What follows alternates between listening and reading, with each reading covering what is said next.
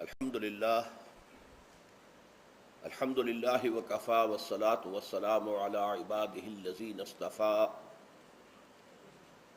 خصوصاً علی افضلهم وخاتم النبیین محمد الامین وعلی آلہ وصحبہ اجمعین. اما بعد فقد قال اللہ تبارک وتعالی کما ورد فی سورة البقرہ اعوذ باللہ من الشیطان الرجیم بسم اللہ الرحمن الرحیم. یا ایہا الذین آمنوا کتب علیکم الصیام کما کتب علی الذین من قبلکم لعلکم تتقون ایاما معدودات فمن کان منکم مریضا او علی سفر فعدۃ من ایام اخر وعلى الذين يطيقونه فدية طعام مسكين فمن تطوع خيرا فهو خير له وأن تصوموا خير لكم إن كنتم تعلمون. شهر رمضان الذي أنزل فيه القرآن هدى للناس وبينات من الهدى والفرقان فمن شهد منكم الشهر فليصمه ومن كان مريضا أو على سفر فعدة من أيام أخر يريد الله بكم اليسر ولا يريد بكم العسر ولتكملوا العدة ولتكبروا الله على ما هداكم ولعلكم تشكرون. وإذا سألك عبادي عني فإني قريب أجيب دعوة الداع إذا دعان فَلْيَسْتَجِيبُوا لِي وَلْيُؤْمِنُوا بِي لَعَلَّهُمْ يَرْشُدُونَ. أُحِلَّ لَكُمْ لَيْلَةَ الصِّيَامِ الرَّفَثُ إِلَىٰ نِسَائِكُمْ هُنَّ لِبَاسٌ لَكُمْ وَأَنْتُمْ لِبَاسٌ لَهُنَّ عَلِمَ اللَّهُ أَنَّكُمْ كُنْتُمْ تَخْتَانُونَ أَنفُسَكُمْ فَتَابَ عَلَيْكُمْ وَعَفَا عَنْكُمْ فَالْآنَ بَاشِرُوهُنَّ وَابْتَغُوا مَا كَتَبَ اللَّهُ لَكُمْ وَكُلُوا وَاشْرَبُوا حَتَّى يَتَبَيَّنَ لَكُمُ الْخَيْطُ الْأَبْيَضُ مِنَ الْخَيْطِ الْأَسْوَدِ مِنَ الْفَجْرِ ثُمَّ أَتِمُّوا الصِّيَامَ إِلَى اللَّيْلِ وَلَا تُبَاشِرُوهُنَّ وَأَنْتُمْ عَاكِفُونَ فِي الْمَسَاجِدِ تِلْكَ حُدُودُ اللَّهِ فَلَا تَقْرَبُوهَا كَذَلِكَ يُبَيِّنُ اللَّهُ آيَاتِهِ لِلنَّاسِ لَعَلَّهُمْ يَتَّقُونَ. وَلَا تَأْكُلُوا أَمْوَالَكُمْ بَيْنَكُمْ بِالْبَاطِلِ وَتُدْلُوا بِهَا إِلَى الْحُكَّامِ لِتَأْكُلُوا فَرِيقًا مِّنْ أَمْوَالِ النَّاسِ بِالْإِثْمِ وَأَنْتُمْ تَعْلَمُونَ. صدق اللہ العظیم. وعن سلمان الفارسی رضی اللہ تعالی عنہ قال خطبنا رسول اللہ صلی اللہ علیہ وسلم فی آخر یوم من شعبان فقال یا ایھا الناس فقد اضلکم شہر عظیم شہر مبارک شہر فیہ لیلۃ خیر من الف شہر جعل اللہ صیامہ فریضۃ وقیام لیلہ تطوعا الی الآخر. رواہ البیہقی فی شعب الایمان. رب اشرح لی صدری ویسر لی امری واحلل عقدۃ من لسانی یفقہوا قولی. اللہم ربنا الہمنا رشدنا واعذنا من شرور انفسنا. اللہم ارنا الحق حقا وارزقنا اتباعہ وارنا الباطل باطلا وارزقنا اجتنابہ. آمین یا رب العالمین. میں نے ابھی آپ کو وہ 6 آیات پڑھ کر سنائی ہیں. ان پر سورہ بقرہ کا 23واں رکوع مشتمل ہے اور ایک اعتبار سے یہ پورے قرآن میں منفرد ہے کہ اس میں دین اسلام کے جو 5 ارکان ہیں آپ کو معلوم ہے، ان میں کلمہ شہادت ہے، نماز ہے، روزہ ہے، زکوٰۃ ہے، حج ہے.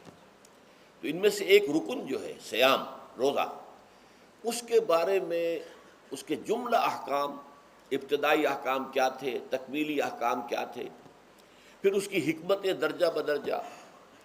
روزہ محض روزہ ہوتا تو اس کی حکمت کیا تھی، مقصد کیا تھا، اور روزے کے ساتھ رمضان مبارک کا پروگرام قیام اللیل کو شامل کیا گیا تو اس کا مقصد کیا ہے، اس کا مطلوب کیا ہے، اس کا مقصود کیا ہے. یہ ساری چیزیں جو ہیں وہ ایک مقام پر آ گئی۔ نماز کے بارے میں آپ کو معلوم ہے کہ اس کا حکم تو بے شمار جگہ آیا ہے، لیکن احکام وضو کے حکم کہیں اور ہیں، نماز سفر کی اس کا حکم کہیں اور ہے، نماز خوف کا حکم کہیں اور ہے۔ تو مختلف معلوم ہوتا ہے کہ وہ اور اوقات جو ہے نماز کے وہ مختلف مقامات سے اخذ کیے گئے ہیں، کسی ایک جگہ پر تفصیل کے ساتھ 5 جو نماز کے اوقات ہیں وہ موجود نہیں ہیں۔ تو اس اعتبار سے وہ قرآن مجید کے اندر وہ معاملہ جو ہے منتشر ہے۔ اسی طرح زکوٰۃ کا معاملہ ہے کہ زکوٰۃ کا حکم تو بے شمار مرتبہ آیا ہے، اس کے احکام قرآن میں نہیں ہیں۔ اس کا نصاب کیا ہے، کس کے ذمے زکوٰۃ واجب ہے، اس کا پھر اس کی کیا ریشو ہے، کیا نسبت ہے، کیا مقدار ہے، کہیں نہیں ہے، یہ احادیث سے ہے۔ حج کا معاملہ ہے تو وہ بھی کم سے کم 2 مقامات پر، بلکہ اس سے زائد مقامات پر آپ کو اس کا ذکر ملے گا۔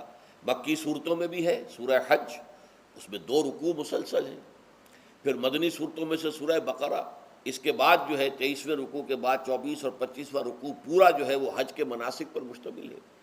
اس سے کچھ پہلے جو ہے وہ سعی بین الصفا والمروہ جو ہے اس کا ذکر 20ویں رکوع کے آخر میں آ چکا ہے۔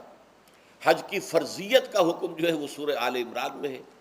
لیکن یہ کہ یہ صوم کی عبادت جو ہے، جو کہ خود ایک رکن ہے اسلام کا، اس کے معاملے میں یہ 6 آیات اتنی جامع ہیں کہ اگر ان کو انسان سمجھ لے تو کل معلومات جو ہے صوم کے بارے میں جو مطلوب ہیں وہ اس کو حاصل ہو جائیں گے، اس کے احکام بھی، اس کی حکمتیں بھی۔ تو اسی حوالے سے آج ان پر گفتگو ہوگی، لیکن درس کے انداز میں نہیں، بلکہ میری اپنی گفتگو کے دوران ان آیات کا حوالہ آئے گا، تو میں چاہوں گا کہ آپ اس وقت بھی اپنی نگاہیں جو ہیں اس کے ٹیکسٹ کے اوپر مرکوز کریں، تاکہ آپ کے ذہن میں جو ہے یہ مضامین آیات کے الفاظ کے ساتھ ایسوسیشن قائم کر کے محفوظ ہو جائیں۔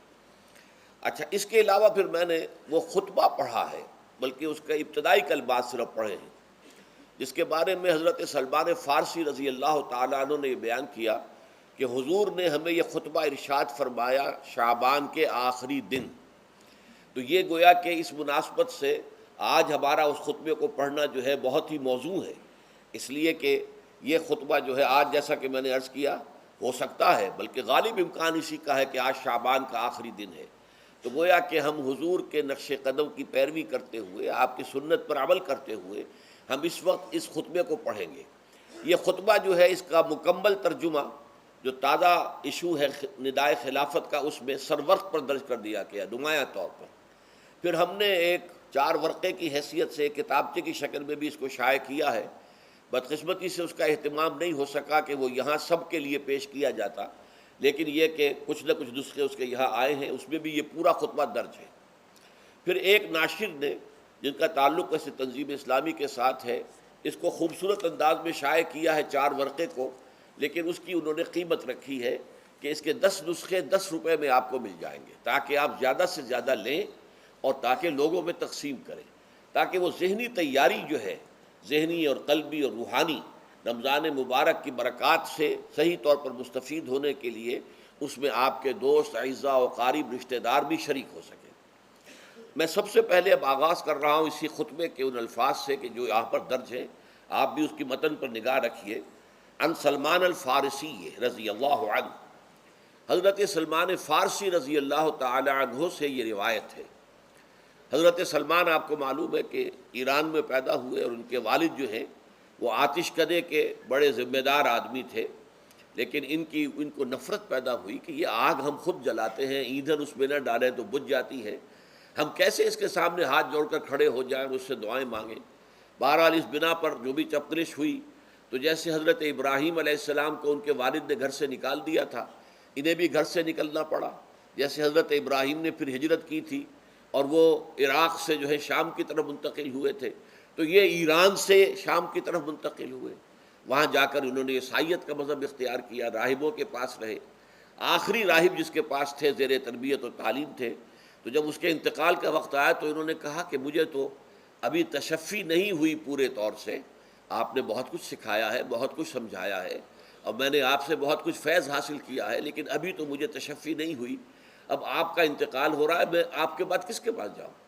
تب اس نے کہا کہ میرا علم مجھے بتاتا ہے کہ نبی آخر الزمان کا ظہور اب قریب ہے، اور وہ جنوب میں کھجوروں کی سرزمین میں ہوگا، تو تم جاؤ، ٹرائی یور لک، جاؤ دیکھو شاید قسمت تمہیں ان کے قدموں میں پہنچا دے۔ تو وہ وہاں سے روانہ ہوئے ایک قافلے کے ساتھ، قافلے پر ڈاکوؤں نے حملہ کیا، انہیں پکڑ کر غلام بنا لیا، غلام بنا کر بیچ دیا۔ لیکن یہ دیکھیے قسمت ان کی کہ مدینے کے ایک یہودی نے خرید لیا، اب مدینے پہنچ گئے۔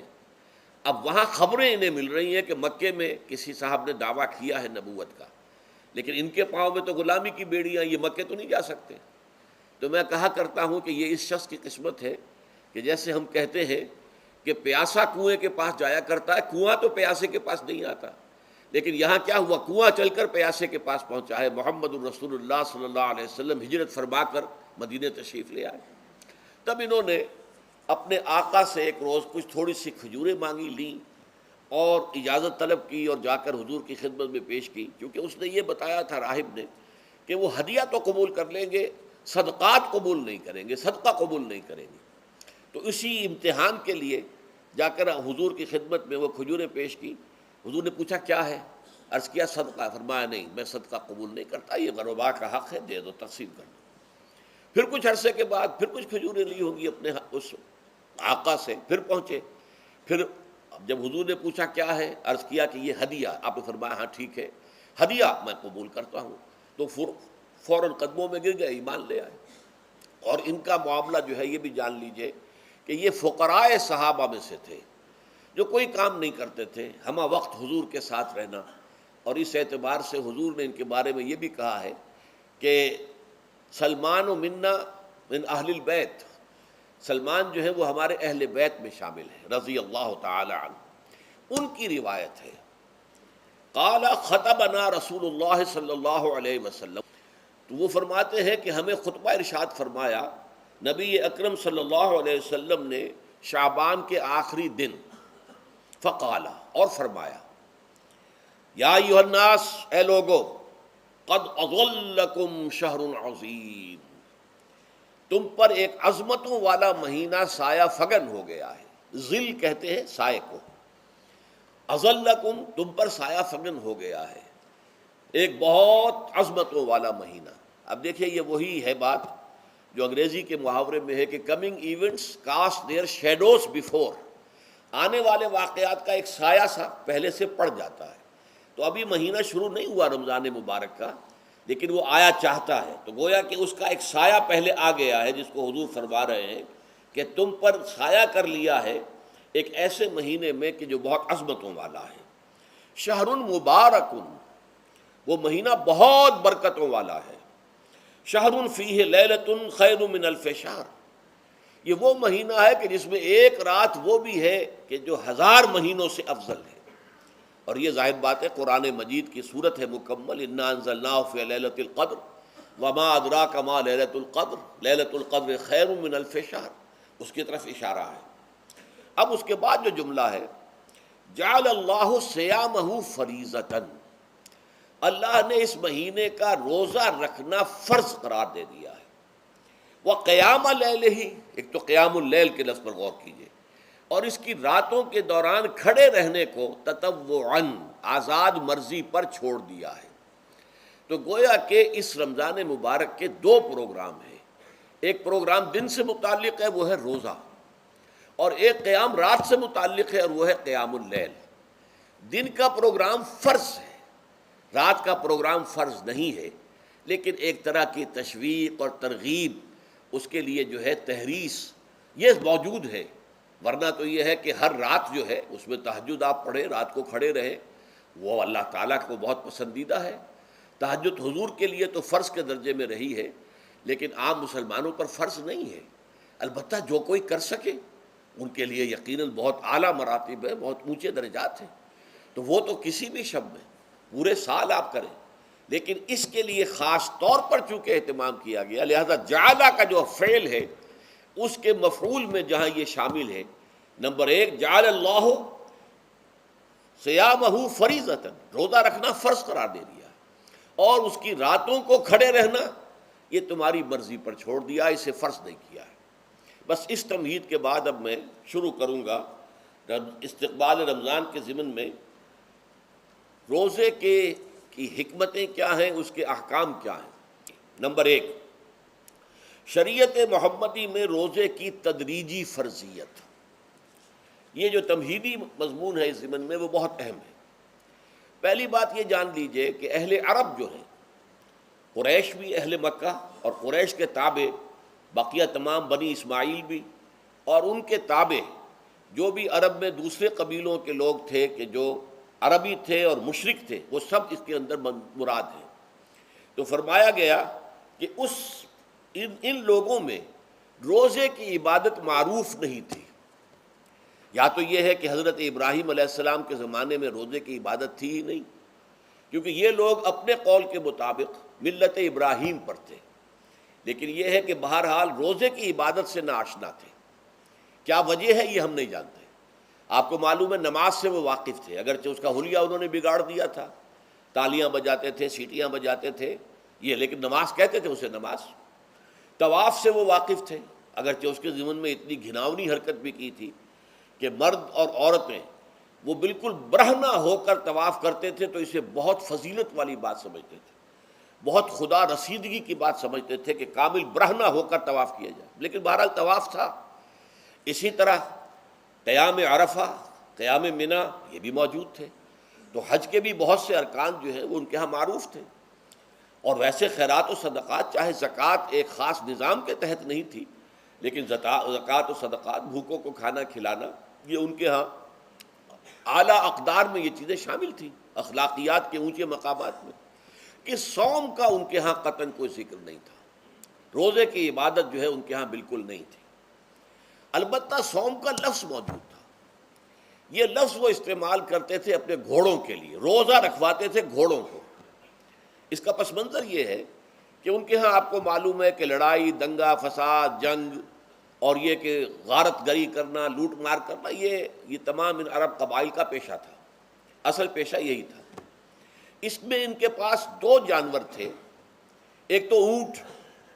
اونٹ جو ہے وہ ان کی جو آب و ہوا ہے اور ان کے جو حالات ہیں اس کے ساتھ پوری مطابقت رکھتا ہے، یعنی اسے کئی دن کھانے کو نہ ملے اسے پرواہ نہیں، ہفتہ بھر پانی نہ ملے اسے کوئی پرواہ نہیں۔ اس اعتبار سے دھوپ کی کتنی ہی جو ہے تپش ہو، اونٹ کو کچھ نہیں کہتی۔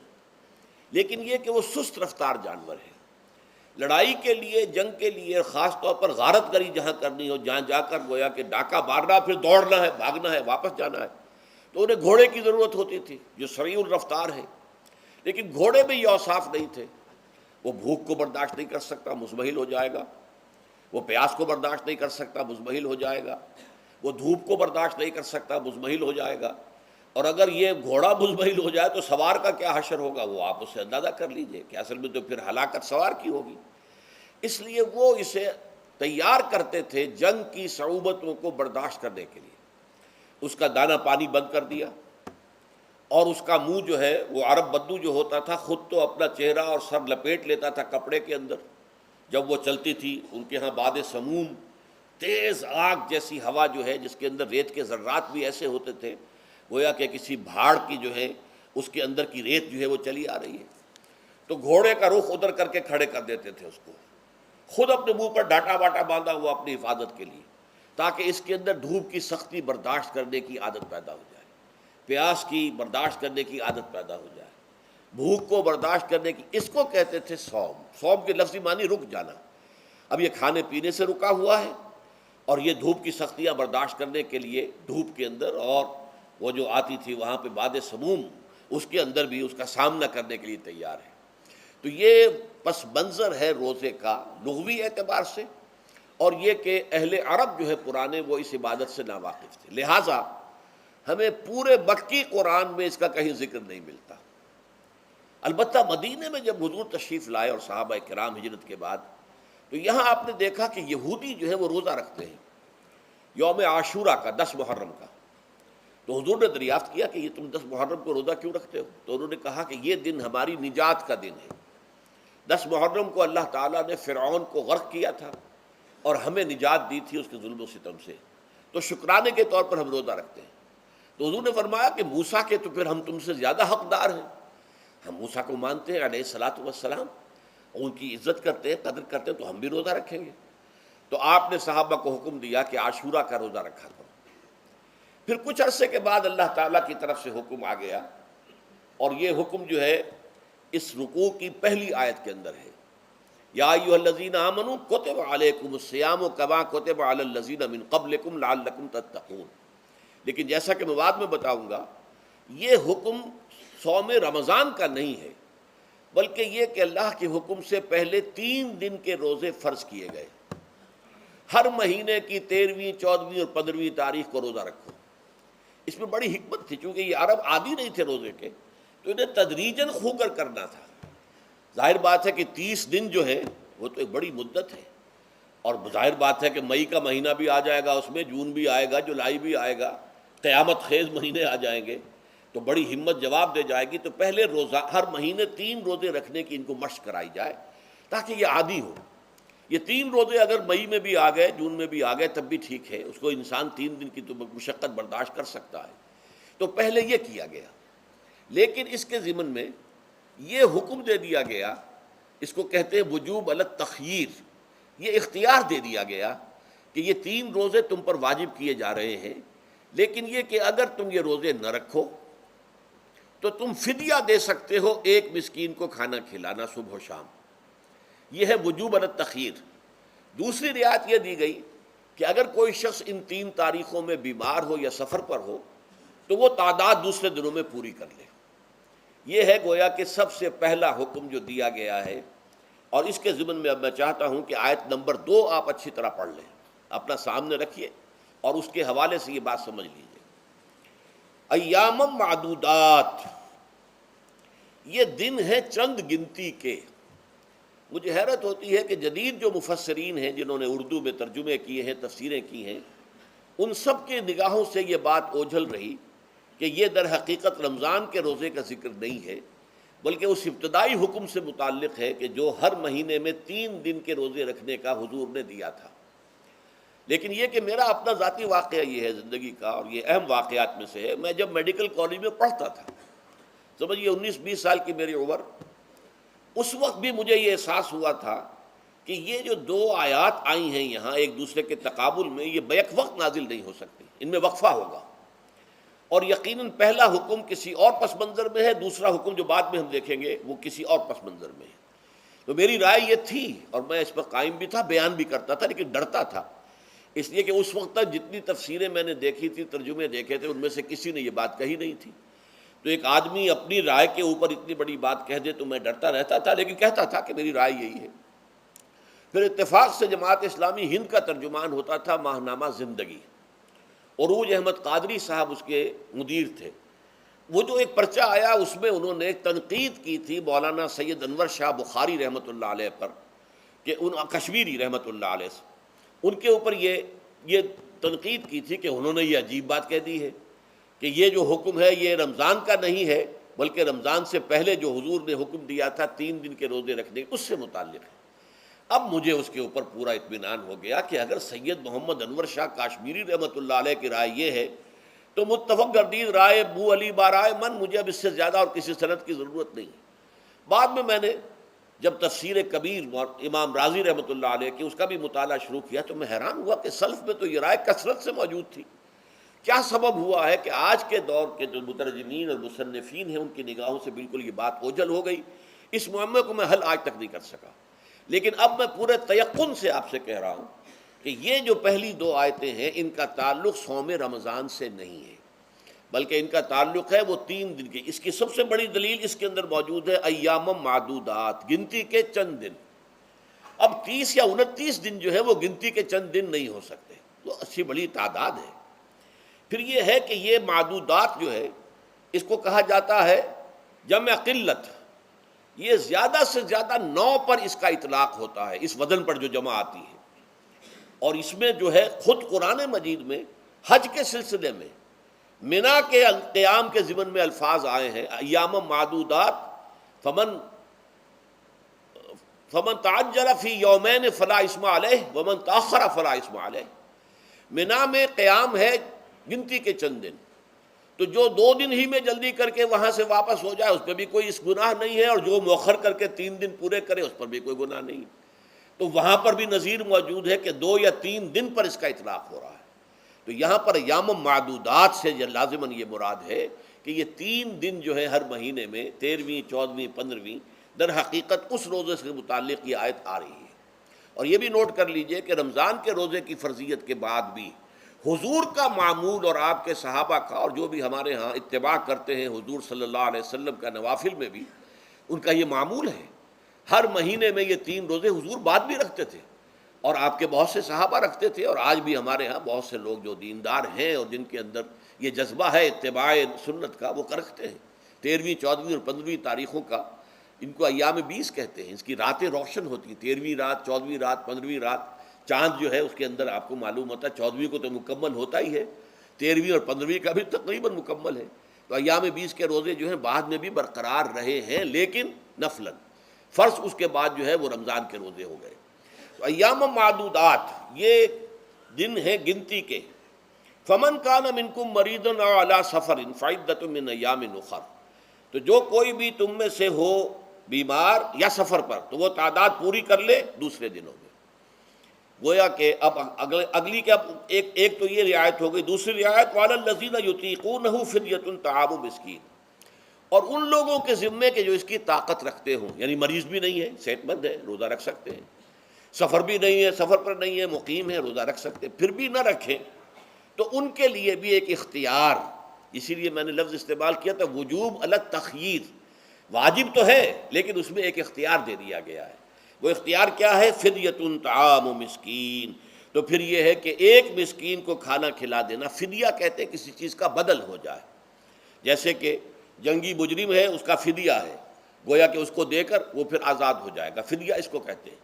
ففدیۃ طعام مسکین، لیکن یہ ہے کہ فمن تطوع خیرا فہو خیر اللہ، اور جو نیکی سے خیر کرنا چاہے مزید تو وہ اس کے لیے بہتر ہے۔ ایک کے بجائے 2 کو کھلائے، 3 کو کھلائے، 4 کو کھلائے، 10 کو کھلائے، تو یہ تو ترغیب ہے، لیکن کم سے کم ایک مسکین کو کھانا کھلانا 2 وقت کا۔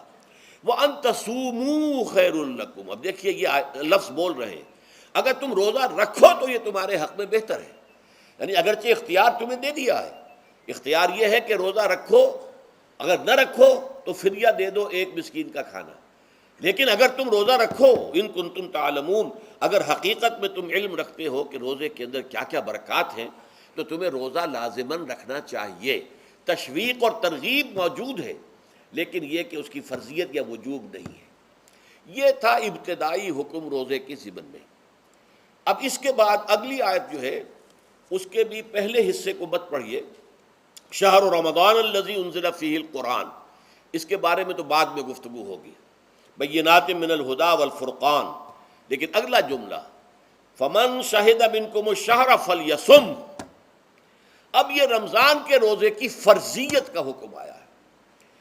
رمضان کا مہینہ وہ ہے جس میں قرآن نازل کیا گیا، اس کے بارے میں جیسا کہ میں نے عرض کیا پھر بعد میں عرض کروں گا، لیکن جو شخص بھی تم میں سے موجود ہو اس مہینے میں، اپنے گھر میں موجود ہے، اپنے شہر میں موجود ہے، سفر پر نہیں ہے، یا یہ ہے کہ جو شخص بھی اس مہینے کو پائے، اس کی زندگی میں یہ مہینہ آ جائے، یہ برکتوں کا ایک موقع اسے مزید حاصل ہو جائے، فلیصم، یہ امر کا صیغہ ہے، یہ وجوب ہے مطلقاً۔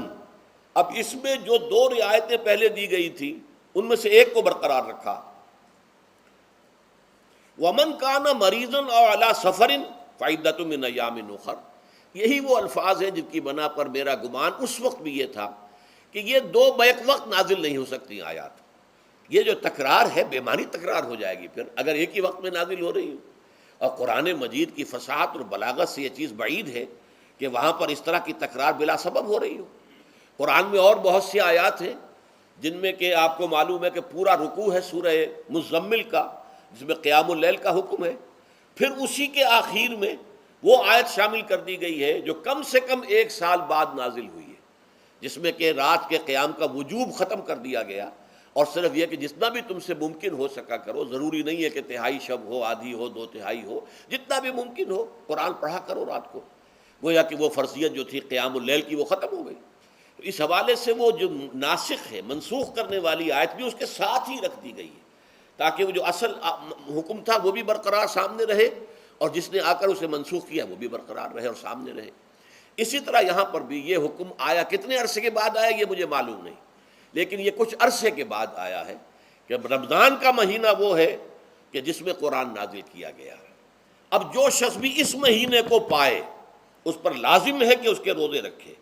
ہاں، من کان مریضا او علی سفر، جو شخص ہو مریض، بیمار ہو یا سفر پر ہو، فعدۃ من ایام اخر، تو وہ تعداد پوری کر لے دوسرے دنوں میں۔ یرید اللہ بکم الیسر ولا یرید بکم العسر، اللہ تمہارے ساتھ آسانی چاہتا ہے، سختی نہیں چاہتا۔ یہ اصل میں کیوں کہا ہے، اس کی وجہ سمجھ لیجئے۔ آج بھی آپ کو اپنے ہاں ایسے لوگ مل جائیں گے جن کا تقویٰ کا تصور اتنا غلط ہو گیا ہے کہ 104 درجے کا بخار ہے، روزہ چھوڑنے کو تیار نہیں۔ بھلے آدمیوں، اللہ نے تمہیں ایک رخصت دی ہوئی ہے تو خام خواہ اپنے اوپر یہ شدت کیوں لے رہے ہو؟ لیکن لیتے، روزہ چھوڑنے کو تیار، روزہ قضا نہیں کروں گا۔ سفر پر جا رہے ہیں اور روزہ قضا کرنے کو تیار نہیں۔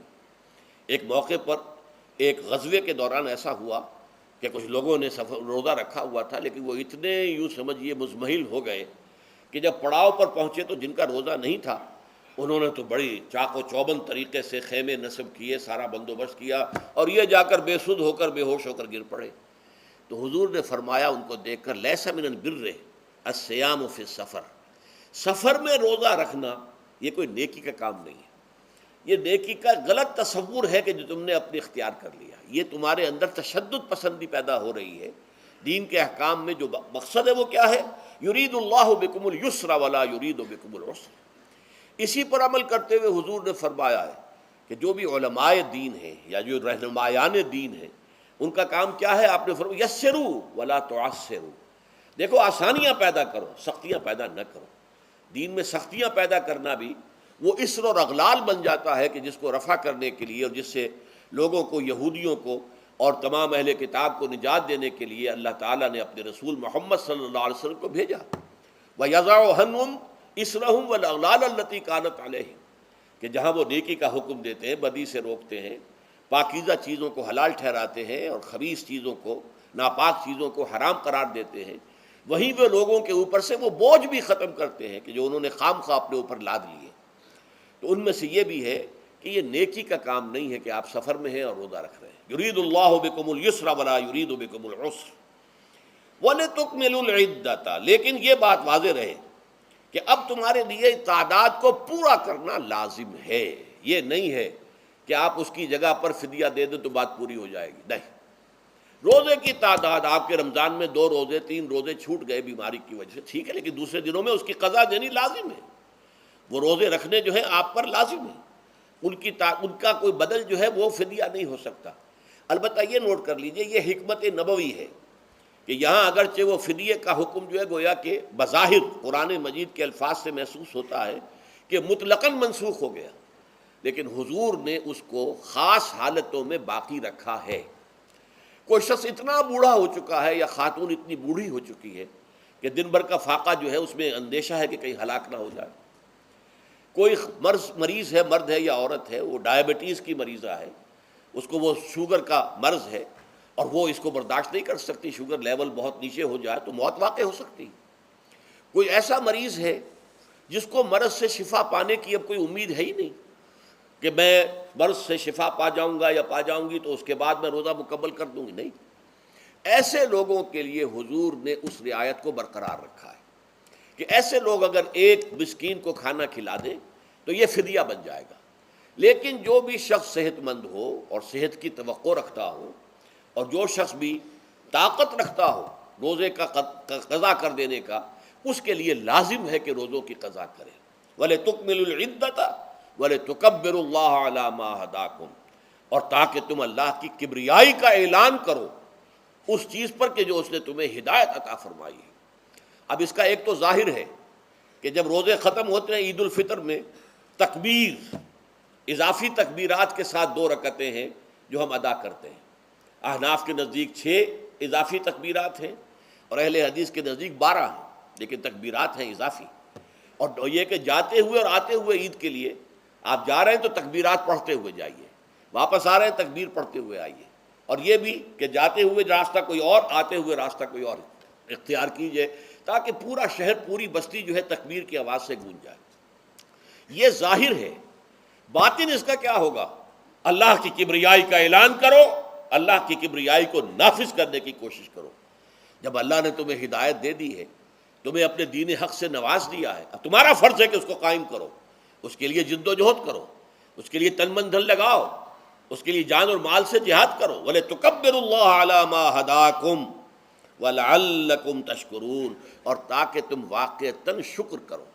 اس پر بھی گفتگو بعد میں ہوگی۔ یہ حکمت صوم کے حوالے سے ہے یہ لفظ۔ اس کے بعد جو ہے ایک آیت چھوڑ کر پھر اگلی 5ویں آیت پڑھیے۔ یہ ہے تکمیلی احکام۔ ابتدائی احکام آ گئے، نمبر 2 میں صوم رمضان کا حکم آ گیا۔ نمبر 3 پر ہوا کیا تھا کہ جب روزوں کا حکم دیا گیا تو چونکہ مثال آپ نے رکھی تھی یہود کی کہ یہود جو ہے عاشورہ کا روزہ رکھتے ہیں تو ہم بھی کیوں نہ رکھیں، مسلمانوں تم بھی رکھو۔ اس سے گمان یہ کیا گیا کہ جو احکام یہود کی شریعت میں ہیں روزے کے، شاید وہی ہماری شریعت میں بھی ہے، اور ان کی شریعت میں یہ تھا کہ رات کو سو گئے تو روزہ شروع ہو گیا، اور وہ روزہ اب نہ کوئی سحری ہے نہ رات میں کے دوران کوئی میاں اور بیوی جو ہے وہ ہم بستری کر سکتے ہیں، بلکہ یہ کہ وہ روزہ صبح سے لے کر پھر جب رات کے بعد صبح آئے گی، صبح سے پھر دوپہر اور شام اور غروب آفتاب پر جا کر روزہ ختم ہوگا۔ گویا کہ کم و بیش 20 گھنٹے کا روزہ یا 21 گھنٹے کا روزہ، کیونکہ اگر غروب آفتاب کے 3 گھنٹے کے بعد آدمی سو گیا تو وہاں سے جو روزہ شروع ہوا ہے تو غروب آفتاب پر اگلے روز جو ہے وہ ختم ہوگا، تو ہو جائے گا 20-21 گھنٹے کا روزہ۔ یہ روزے کا حکم لوگوں نے سمجھا، اس کی صراحت کوئی نہیں تھی، لیکن لوگ جو ہے چونکہ صراحت منفی بھی نہیں تھی مثبت بھی نہیں تھی، لہذا وہ رات کے وقت میں جب جو دن ہوتے تھے روزوں کے، ان کی راتوں میں وہ اپنی جو بھی ایک طبعی ضرورت ہے، جو ہم بستری ہے میاں اور بیوی کی، شوہر اور بیوی کی، وہ کر گزرتے تھے۔ جذبات کے اندر جو بھی اس وقت ان کی احتیاج ہوئی، دل میں کھٹک رہتی تھی کہ پتہ نہیں ہم نے یہ صحیح کام کیا نہیں کیا، غلط کیا، تو اس سے یہ کہ ظاہر بات ہے کہ پھر قرآن مجید اسے قرار دے رہا ہے اپنے آپ سے خیانت کرنا۔ جب انسان اپنے ضمیر کے خلاف کوئی بات کر رہا ہو تو چاہے وہ بات صحیح ہے لیکن وہ اسے گناہ سمجھ کے کر رہا ہے تو اس نے تو گناہ کیا، وہ اپنے آپ سے تو خیانت کر رہا ہے۔ ایک شخص ہے وہ بکری کا گوشت کھا رہا ہے لیکن سمجھتا یہ کہ یہ سور کا گوشت ہے، تو اس نے تو سور ہی کا کھایا نا، اس نے بکری کا تو نہیں کھایا، لیکن اس نے سمجھا یہ کہ یہ سور کا گوشت اور کھا رہا ہے۔ تو اس حوالے سے ایک دغدغہ سا دل میں رہتا تھا، پریشانی۔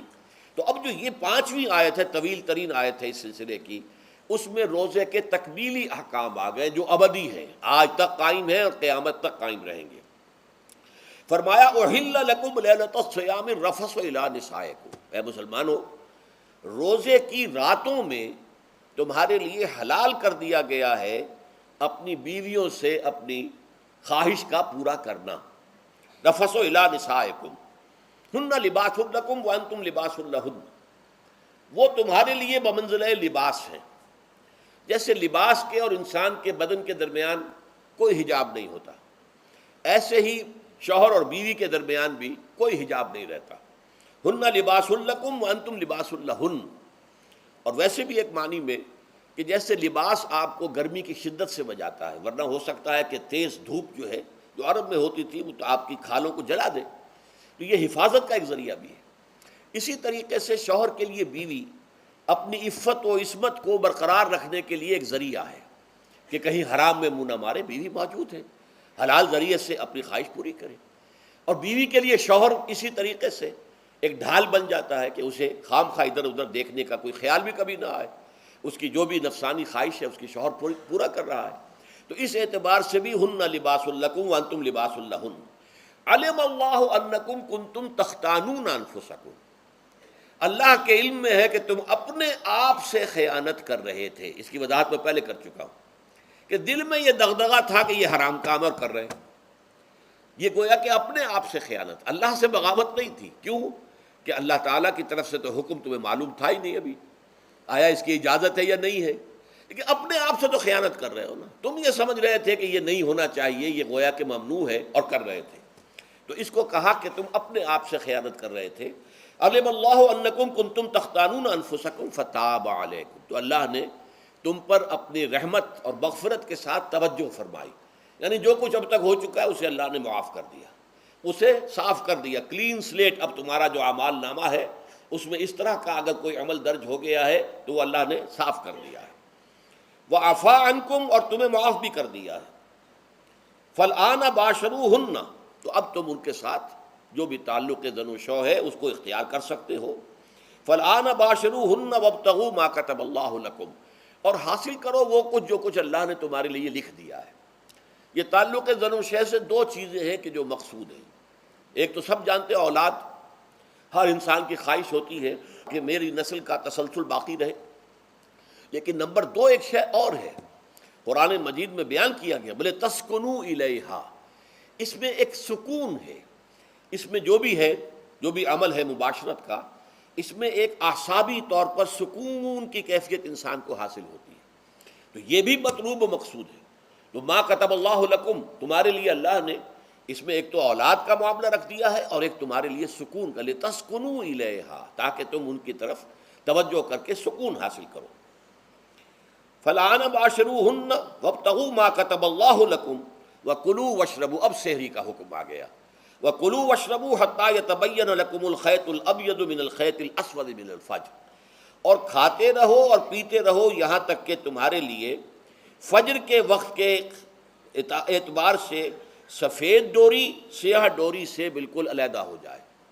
اصل میں اس کو بعض صحابہ نے تو سمجھا کہ یہ لغوی معنی اس کے لیے کہ آپ اپنے تکیے میں ایک سفید دھاگا رکھ لیا اور ایک کالا رکھ لیا، اور دیکھتے رہتے تھے جب یہ سفید اور کالا علیحدہ علیحدہ نظر آنے لگے تو پھر روزے کا رکھنے کا وقت شروع ہو چکا اور اب کھانا پینا بند کر دیا جائے.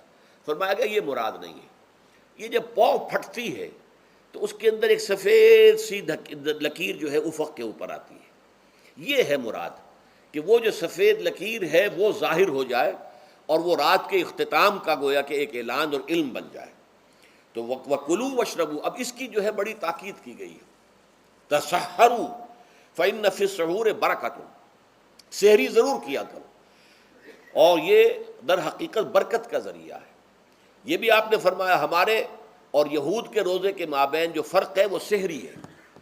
یہ سحری، چونکہ روزہ جو ہے وہ فجر سے لے کر اور غروب آفتاب تک ہے، طلوع آفتاب سے نہیں، فجر سے، جبکہ وہ سپیدہ سحر جس کو ہم کہتے ہیں نمودار ہو جائے. طلوع آفتاب کا بھی 1.5 گھنٹے بعد ہوگا کہیں جا کر، لیکن اس وقت جو ہے روزہ شروع، غروب آفتاب پر ختم.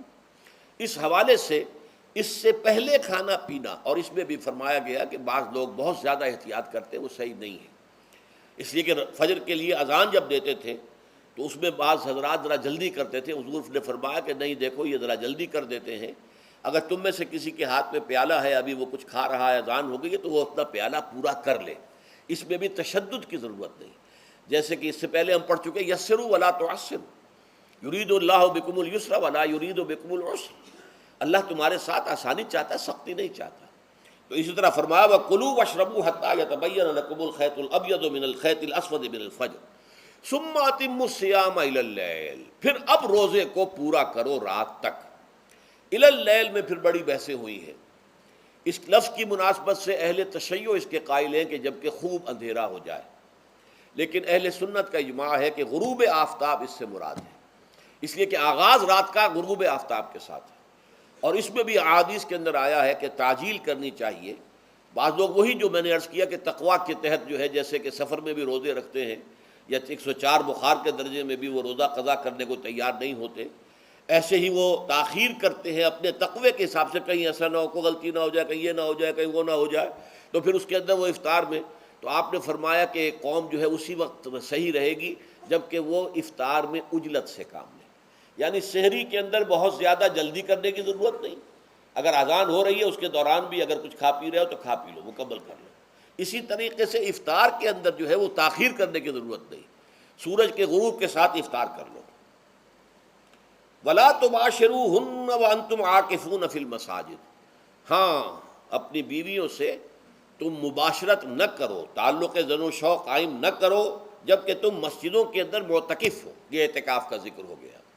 رمضان کے آخری عشرے میں یہ اعتکاف جو مسنون ہے کہ 21ویں شب سے شروع ہو جائے گا، یعنی 20واں روزہ ختم ہوا اس کے ساتھ یہ اعتکاف شروع ہو گیا. اور پھر اعتکاف مسنون جو ہے وہ جب تک کہ چاند نظر نہ آ جائے شوال کا، عید کا، تو اس وقت تک یہ اعتکاف جاری رہے گا. یہ ہے مسنون اعتکاف. اس کی کیا حکمت ہے وہ میں بعد میں عرض کروں گا. تو یہ حکمت جو ہے اس کے حوالے سے گفتگو بعد میں ہو جائے گی، لیکن یہاں یہ بتا دیا گیا کہ یہ جو رمضان کی 20 راتوں میں اجازت دی گئی ہے اپنی بیویوں کے ساتھ ہم بستری کی، وہ اس معتکف کے لیے نہیں ہے جو مسجد میں معتکف ہے۔ تو ہاں اس کی اہلیہ آ سکتی ہے وہاں ملاقات کے لیے، کسی مشورہ کوئی کرنا ہے بہت ضروری ہے، آ جائے، ملاقات ہو سکتی ہے، لیکن یہ کہ مباشرت نہیں ہو سکتی، وہ حرام ہے۔ فرمایا وَلَا تُبَاشِرُوهُنَّ وَأَنْتُمْ عَاكِفُونَ فِي الْمَسَاجِدِ تِلْكَ حُدُودُ اللَّهِ، یہ اللہ کی حدود ہیں، شریعت اسلامی کی یہ حدود ہیں، فَلَا تَقْرَبُوهَا، تو ان کے قریب تک مت جاؤ۔ قرآن مجید میں اس اعتبار سے دو انداز تعبیر ہے کہ اللہ کی حدود ہے فَلَا تَعْتَدُوهَا، یہ اللہ کی حدود ہے، ان سے تجاوز نہ کرو، اس حد کو پھلانگ نہ جاؤ، اس حد سے آگے نہ گزر جاؤ۔ یہاں ہے تقربوہا، اللہ تعالیٰ کی حدود کے قریب تک نہ جاؤ۔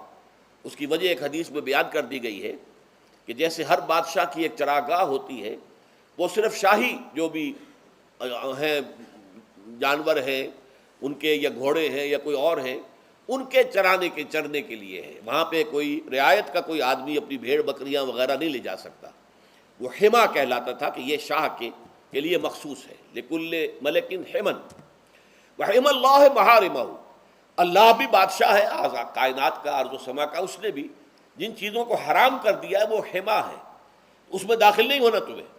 تو فرمایا کہ جو چرواہا اپنی بھیڑوں کو بالکل اس کی آخری حد تک لے جائے گا تو اندیشہ ہے کہ کوئی بھیڑ کوئی بکری چھلانگ لگائے اور اس چراگاہ میں داخل ہو جائے۔ اس لیے کیپ ایٹ اے ڈسٹینس، ایک فاصلے پر رہو۔ احتیاط کا تقاضا یہ ہے کہ اس آخری حد کے قریب نہ جاؤ، فلا تقربوہا، اس کے قریب نہ جاؤ۔ ان حدود کی تو سختی کے ساتھ پابندی کرنی ہے۔ ان کے لیے یہ ہے کہ ان کو نہ صرف یہ کہ ان سے تجاوز نہیں کرنا، بلکہ ان سے ذرا کچھ فاصلے ہی پر اپنے آپ کو رکھنا ہے۔ کذالک یبین اللہ آیاتہ للناس، اسی طریقے سے اللہ تعالیٰ واضح کرتا ہے اپنی آیات کو لوگوں کے لیے، وَلَعَلَّهُمْ يَتَّقُونَ، اور تاکہ وہ پھر تقویٰ کریں، بچیں۔ جب احکام معلوم ہو گئے اب بچنا آسان ہے، جب احکام معلوم نہیں تو اندیشہ ہے کہ کہیں کسی حرام کے اندر جو ہے وہ ملوث ہو جائے۔ جیسے کہ ایک حدیث میں آتا ہے کہ الحلال بین والحرام بین وبینہما مشتبہات، حلال کیا ہے یہ بھی واضح ہے، حرام کیا ہے یہ بھی واضح ہے، البتہ ان دونوں کے مابین کچھ چیزیں ہوتی ہیں متشابہات، پتہ نہیں حلال ہے کہ حرام ہے، تو تم بچو، ان چیزوں سے بھی بچو، اس لیے کہ اس کے اندر حرام ہونے کا اندیشہ ہے نا، لہذا ان سے بھی بچو۔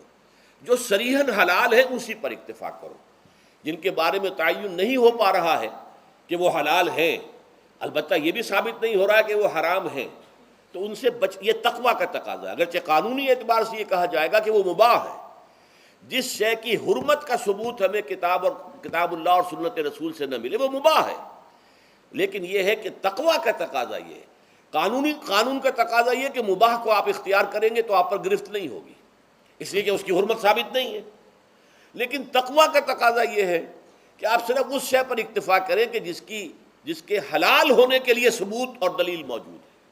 تو یہ ہے کہ تلک حدود اللہ فلا تقربوها کذالک یبین اللہ لکم للناس آیاتہ للناس لعلہم یتقون۔ یہ احکام ہے تکمیلی روزے کے، جس کے ضمن میں میں نے کچھ احادیث نبویہ کے حوالے سے بھی ان کی مزید وضاحت کر دی۔ اب آئیے تیسری بات، روزے کا اصل حاصل کیا ہے۔ اب پہلی آیت پر ہمیں توجہ دینی ہوگی، یا ایھا الذین آمنوا کتب علیکم الصیام، اہل ایمان تم پر روزہ فرض کیا گیا، لکھ دیا گیا، طے کر دیا گیا۔ اگرچہ جیسا کہ میں نے عرض کیا یہ ابتدائی حکم ہے اور اس میں وجوب علی تخییر وہ بعد میں آ چکا دوسری آیت میں، کما کتب علی الذین من قبلکم، جیسے کہ یہ فرض کیا گیا تھا ان پر جو تم سے پہلے تھے، یعنی یہود اور نصارہ، ان پر بھی یہ روزہ جو ہے یہ فرض تھا۔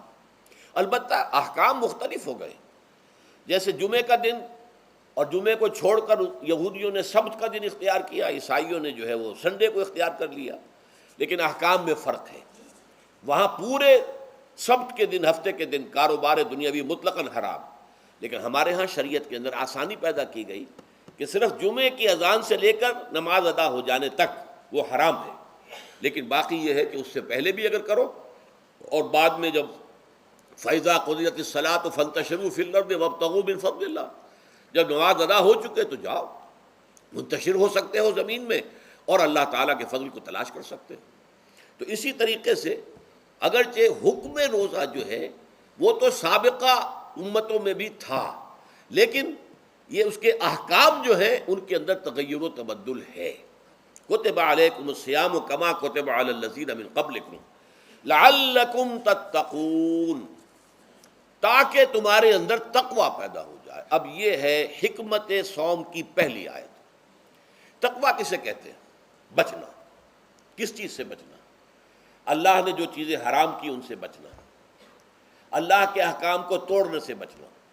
دیکھیے یہ لفظ جو ہے اس کا مادہ ہے وا، قاف اور یا، وقا۔ وقا یقی کے معنی ہے کسی کو بچانا۔ ہم دعا مانگتے وقنا عذاب النار، اے اللہ ہمیں آگ کے عذاب سے بچا لے۔ لیکن اتقا بنتا ہے باب افتعال، واو تے میں شامل ہو گئی تو اتقا، اور اسی سے تقوی ہے۔ تقوی کے معنی کیا ہے؟ بچنا، خود بچنا۔ وقا یقی دوسرے کو بچانا۔ بچنا اللہ کے احکام کو توڑنے سے، اللہ کی حرام کردہ چیزوں میں ملوث ہونے سے، اللہ کے غضب سے، غصے سے، اللہ کی ناراضگی سے، اور آخرت میں اللہ کے عذاب سے۔ یہ بچنے کی روش ہے، پوری زندگی میں بھی اس کو جاری رکھو۔ یہ تقوی زندگی میں کیا ہوگا؟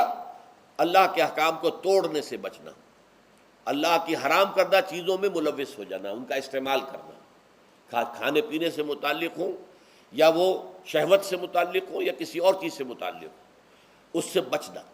اور یہ بچنا جو ہے آخرت میں نتیجہ خیز ہوگا، جہنم سے بچاؤ ہو جائے گا، آگ کے عذاب سے نجات مل جائے گی۔ اچھا روزے کا اس سے تعلق کیا ہے یہ سمجھ لیجئے۔ دیکھیے ہمارے گناہوں کا سب سے بڑا سبب ہمارے نفسانی تقاضے ہیں۔ ہم ایک حیوان بھی ہیں اور حیوان سے برتر بھی کچھ ہے، وہ میں بعد میں عرض کروں گا، لیکن حیوان تو ہے۔ جیسے ہر حیوان کو کچھ خوراک کی ضرورت ہے، ہمیں بھی ضرورت ہے۔ ہر حیوان کو بقائے نسل کا معاملہ جنسی ہے، وہ ہمارا بھی ہے۔ ہر حیوان کو کوئی نہ کوئی سر چھپانے کی جگہ چاہیے، کوئی گھونسلہ ہو، کوئی کھو ہو، کوئی بل ہو، کچھ بھی ہو، کچھ تو چاہیے آخر۔ اسی طریقے سے ہمارے سارے تقاضے ہیں۔ حیوانات کو بھی آرام چاہیے، ہمیں بھی آرام چاہیے۔ یہ حیوانی تقاضے جو ہیں، جن کو ہم کہیں گے اینیمل انسٹنکٹس، ہمارے وجود کے اندر ہیں یہ، اور ان کا تقاضا ہمارے اندر سے ابھرتا ہے۔ اسی کو اڈ اینڈ لیبیڈو کہا ہے فرائڈ نے۔ جدید نفسیات کا بابا آدم جو ہے وہ فرائڈ ہے، اس نے اسے اڈ اور لب سے تعبیر کیا ہے، اس سے اوپر سیلف کو لایا ہے، اور اس کے بعد جو ہے وہ سپر ایگو ہے۔ تو یہ تین درجے اس نے متعین کیے ہیں، اور میں اس کی دقت نظر، ایکیوٹی آف آبزرویشن کا بہت قائل ہوں۔ اگرچہ نظریات کا جو نتیجہ اس نے نکالا ہے وہ غلط ہے، لیکن ایکویٹی آف آبزرویشن کا قائل ہوں کہ اس نے انسانی شخصیت کے تین لیولز کو آئیڈینٹیفائی کیا ہے۔ یہی تین لیولز ہمارے ہاں ہیں، نفس، قلب، روح، یہ تین لیولز ہیں۔ اس نے کہا اڈ اینڈ لیبیڈو یہ لویسٹ ہے، پھر ایگو، سیلف، پھر سپر ایگو۔ تین لیول وہ بھی مانتا، اگرچہ ان کی تعبیر اس نے غلط کی ہے، لیکن جہاں تک اڈ اور لیبیڈو کی تعبیر ہے وہ صحیح ہے، وہ حیوانی تقاضے ہیں۔ اچھا ان حیوانی تقاضوں کے بارے میں یہ بات بالکل واضح رہنی چاہیے کہ یہ اندھے بہرے ہیں، انہیں صرف اپنی گریٹیفیکیشن، اپنے تسکین سے جو ہے ساری بحث ہے، اس سے کوئی غرض نہیں کہ حلال ذریعے سے ہو، حرام ذریعے سے ہو۔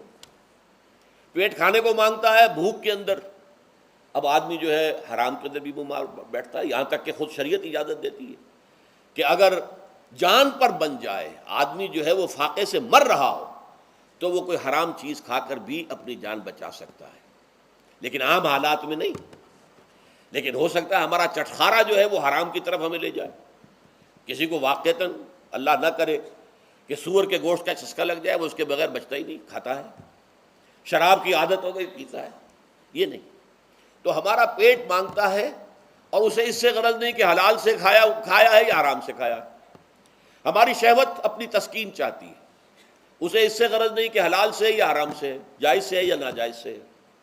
اسی طریقے سے ہمارے تمام تقاضے جو حیوانی ہیں، ایک تو یہ کہ بہت زوردار ہیں، اور چونکہ وہ اندھے بہرے ہیں لہذا جو قرآن میں کہا گیا ان النفس لامارۃ بالسوء، یہ نفس تو بدی کا حکم دیتا ہی ہے، یہ گویا کہ اس کے اندر رجحان جو ہے انہیرنٹ ہے کہ وہ بدی کی طرف انسان کو ترغیب دلاتا ہے، چاہے وہ اپنی ضروریات سے متعلق ہو، چاہے چٹخاروں سے متعلق ہو، چاہے جو بھی لذت اسے درکار ہے اس سے متعلق ہو، چاہے وہ جنسی لذت ہے اور چاہے وہ طعام کی، یعنی جسے ہم کہتے ہیں کہ انسان جو ہے وہ اپنے پیٹ اور فرج کا غلام بن کر رہ جائے، اس لیے کہ جو تقاضا بھی آیا ہے اس کو وہ پورا کر رہا ہے۔ یہ جو کیفیت انسان کی ہے، اس کے لیے ایک مشق جو ہے وہ روزہ فراہم کرتا ہے۔ روزے کے آپ نے 12، 13، 14 گھنٹے کا بھی روزہ ہوتا ہے، بعض جگہوں پر 16، 17 گھنٹے کا روزہ ہوتا ہے۔ اس عرصے میں آپ اپنے نفس کو حلال چیزوں سے بھی روکے رکھتے ہیں۔ اس منہ زور گھوڑے کو جو ہے آپ اس کی لگام کس کر رکھتے ہیں کہ حلال بھی نہیں کھانے دے رہے، بھوک لگی ہوئی ہے، کھانا بہترین موجود ہے، نہیں کھا سکتے، اللہ کا حکم نہیں ہے، اللہ کی اجازت نہیں۔ شدید پیاس ہے، بہترین مشروبات فریج میں رکھی ہوئی ہے، نہیں کھا سکتے، نہیں پی سکتے، جائز نہیں ہے، حالانکہ حلال ہے، حرام نہیں ہے۔ بیوی موجود ہے، یا جیسے کہ لونڈیوں کا معاملہ ہوتا تھا، لونڈی موجود ہے، لیکن نہیں، آپ اپنی شہوت جو ہے وہ اس سے پوری نہیں کر سکتے۔ یہ پابندیاں نفس کے اوپر لگانا، یہ ایک مشق ہے، یہ ایک ریاضت ہے۔ اس ریاضت کا حاصل یہ ہونا چاہیے کہ انسان بقیہ 11 مہینوں میں اپنے آپ کو حرام سے تو بچائے نا۔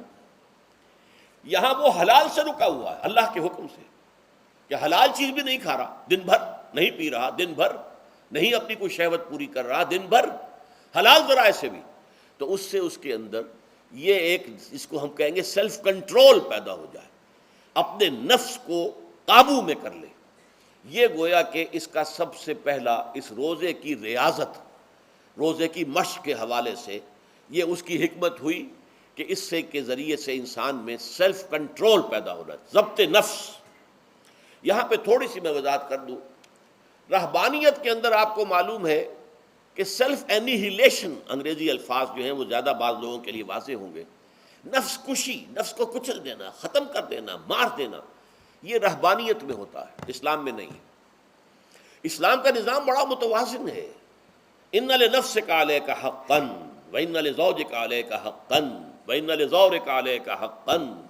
حضور نے فرمایا دیکھو تمہارے نفس کا بھی تم پر حق ہے، اسے مناسب حد تک آرام دینا بھی تمہارے ذمے ہے، اسے غذا بہم پہنچانا بھی تمہارے ذمے ہے۔ فرق صرف کیا ہے، حلال سے ہو، حرام سے نہ ہو۔ اس کی شہوت کو پورا کرنا بھی تمہارے ذمے ہے، فرق صرف کیا ہے، جائز راستے سے ہو، حرام سے نہ ہو۔ اس کا نام ضبط نفس ہے، سیلف اینیہیلیشن، نفس کو کچل دینا۔ یہ جو تپسیائیں جو ہیں ہندو سادھو کرتے رہے ہیں، اور جو سب سے زیادہ معاملہ جو ہے وہ جو راہب ہوتے تھے حضرت مسیح علیہ السلام کے پیروکاروں میں، انہوں نے تاریخ کے اندر جو مثالیں دی ہیں اس کا جو ہے اندازہ کرنا مشکل ہو جاتا ہے کہ کس درجے وہ لوگ اپنے نفس کو کچل دیتے تھے، جس کا قرآن مجید میں سورہ حدید میں ذکر بھی ہے۔ اکثر لوگ تو پابندی نہیں کر سکتے تھے، اپنے اوپر پابندیاں لگانے کے بعد غلط راستوں پر بھی چل پڑتے تھے، لیکن جو لوگ ان پابندیوں کو نبھاتے تھے وہ کس انتہا تک جاتے تھے۔ کبھی آپ جو ہے ہسٹری آف کرسچن مناسٹسزم پر جو تاریخ کی کتابیں لکھی گئی ان کو پڑھیں تو اندازہ ہوگا۔ مولانا مودودی نے تفہیم القرآن میں اس کا کچھ حوالے دیے ہیں، واقعہ یہ کہ رونگٹے کھڑے ہو جاتے ہیں انسان پر کہ اس درجے میں انہوں نے اپنے نفس کو کچلا تھا۔ ہمارے صوفیہ کے ہاں بھی بعض ایسی روایات صحیح ہیں یا غلط ہے بیان کی جاتی ہیں، لیکن اسلام کا اصل معاملہ کیا ہے، توازن، اعتدال۔ تمہارے نفس کا بھی تم پر حق ہے، ان لنفسک علیک حقا، تمہاری بیوی کا بھی تم پر حق ہے، وَإِنَّ لِزَوْجِكَ عَلَيْكَ حَقًّا، اور تمہارا جو بھی کوئی ملاقاتی آئے، کوئی دوست ہے، اس کا بھی زورک علیک حق، زیارت کرنے کے لیے کوئی آیا اس کا بھی حق ہے، ان کے حقوق ادا کرو۔ حضرت عبداللہ ابن عمرو بن العاص رضی اللہ تعالی عنہما صحابہ کرام میں اس اعتبار سے بہت ممیز تھے کہ ان پر عبادت جو ہے، عبادت گزاری کا اتنا غلبہ ہو گیا تھا، ہر روز روزہ رکھتے تھے اور رات کو پوری رات کھڑے رہتے تھے۔ حضور کو اطلاع دی گئی، حضور نے طلب کیا فوراً، آپ نے فرمایا یا عبداللہ الم نخبر، کیا ہمیں یہ خبر نہیں دی گئی انک تصوم الدہر وتقوم اللیل، کہ تو ہمیشہ رات کو کھڑا رہتا ہے نماز میں اور ہر روز روزہ رکھتا ہے۔ اب ظاہر بات ہے حضور کے حضور میں جھوٹ کیسے بولتے، ویسے بھی جھوٹ بولنے کا سوال نہیں صحابی کے لیے. تو عرض کیا بلا یا رسول اللہ ایسی ہے تو صحیح ہے. فرمایا لا تفعل، ہرگز ایسا مت کرو. فإن لنفسك عليك حقا وإن لزوجك عليك حقا وإن لزورك عليك حقا، تمہارے نفس کا بھی تم پر حق ہے. روزہ رکھو بھی اور افطار بھی کرو. بہترین روزہ جو ہے وہ حضرت داؤد علیہ السلام کا تھا. ایک دن روزہ رکھتے تھے، ایک دن افطار کرتے تھے. لیکن یہ ہے کہ آپ ہفتے میں 2 دن روزے حضور کے ہیں، سوموار کو اور جمعرات کو. مہینے میں 3 روزے یہ ہیں. اس میں گویا کہ سنت پر عمل بھی ہو جائے گا. لیکن یہ کہ ہمیشہ روزہ رکھنا، بلکہ یہاں تک کہا گیا ما ساما من سامت دہر، جو ہمیشہ روزہ رکھتا ہے اس نے کوئی روزہ رکھا ہی نہیں. کیا مطلب؟ یہ تو اس نے اپنی ہیبٹس بدل لی ہیں. ہیبٹس ہو گئی ہیں یہ کہ سارا دن بھر نہیں کھانا، صبح کھانا شام کو کھانا، بس. یہ تو اس نے اپنی ہیبٹ بدل لی ہے. روزہ ہیبٹ بن گیا اس کا. ما ساما من سامت دہر، جس نے ہمیشہ روزہ رکھا اس نے کوئی روزہ رکھا ہی نہیں. اس لیے کہ روزہ تو در حقیقت اس شخص پر شاخ گزرتا ہے جس کو عادت ہے دن میں کھانا کھانے کی. اس کو دن کے اندر 3 کھانے کھانے کی عادت ہے، تبھی تو وہ شاخ گزرے گا. اگر وہ عادت ہی آپ نے بدل لی ہے تو ظاہر بات ہے کہ پھر روزے کی جو برکت ہے وہ تو ظاہر نہیں ہوگی. تو بہرحال اس اعتبار سے غور کیجئے کہ یہ پہلا حکم جو ہے روزے کا، لعلکم تتقون، تاکہ تمہارے اندر تقوی پیدا ہو جائے، اپنے نفس پر کنٹرول پیدا ہو جائے. اس کو یوں سمجھیے کہ یہ ایک بڑا منہ زور گھوڑا ہے ہمارا جو نفس ہے، ہمارا جو جسم ہے، حیوانی نظام. اس پر ہماری خودی یا ہماری انا یا ہماری ایگو یا ہمارا سیلف، یہ اس پر حکمران ہے، اس کا گھوڑے کا سوار ہے. اب اگر گھوڑا منہ زور ہے اور سوار کے قابو میں نہیں ہے تو کیا نتیجہ نکلے گا؟ اب وہ گھوڑے کے اختیار میں ہے، سوار صاحب کی جان جو ہے وہ جا کر پٹخ دے کہیں، کسی کھائی میں گرائے، کسی اور جگہ گرائے، وہ تو گویا کہ اس کے رحم و کرم پر ہے.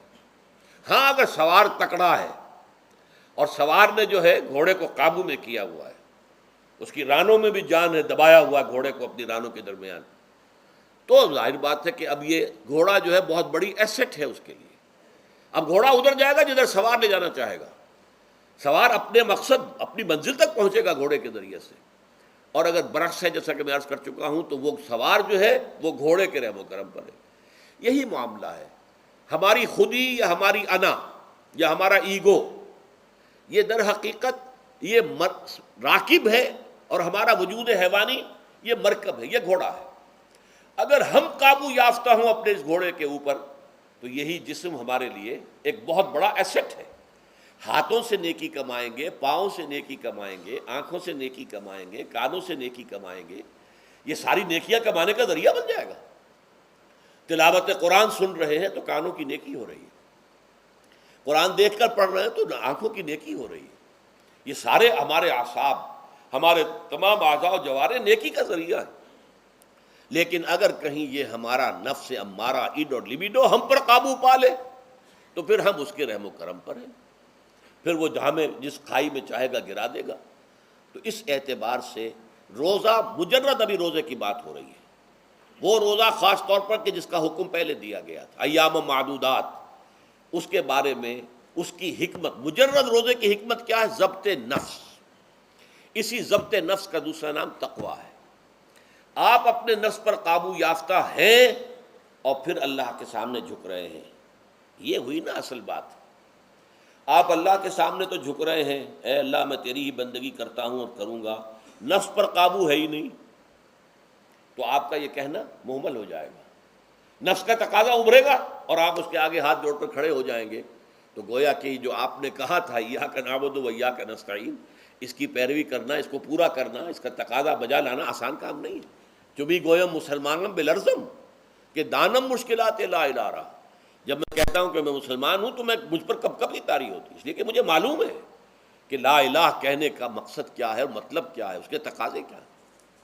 تو روزہ مجرد روزے کی غرض و غایت تقوی یا ضبط نفس، یعنی سیلف کنٹرول، اور اس سیلف کنٹرول کے ساتھ اپنے پورے وجود کو اللہ کے سامنے جھکا دینا، یہ عبادت ہے. اب آئیے اس عبادت کے لیے، روزے کے لیے رمضان کا مہینہ کیوں منتخب کیا گیا بالآخر؟ پہلے تو وہ ہر مہینے کے 3 دن تھے، بالآخر مستقل تا قیامت اور رمضان کا مہینہ ہے. اس کی علت کیا ہے؟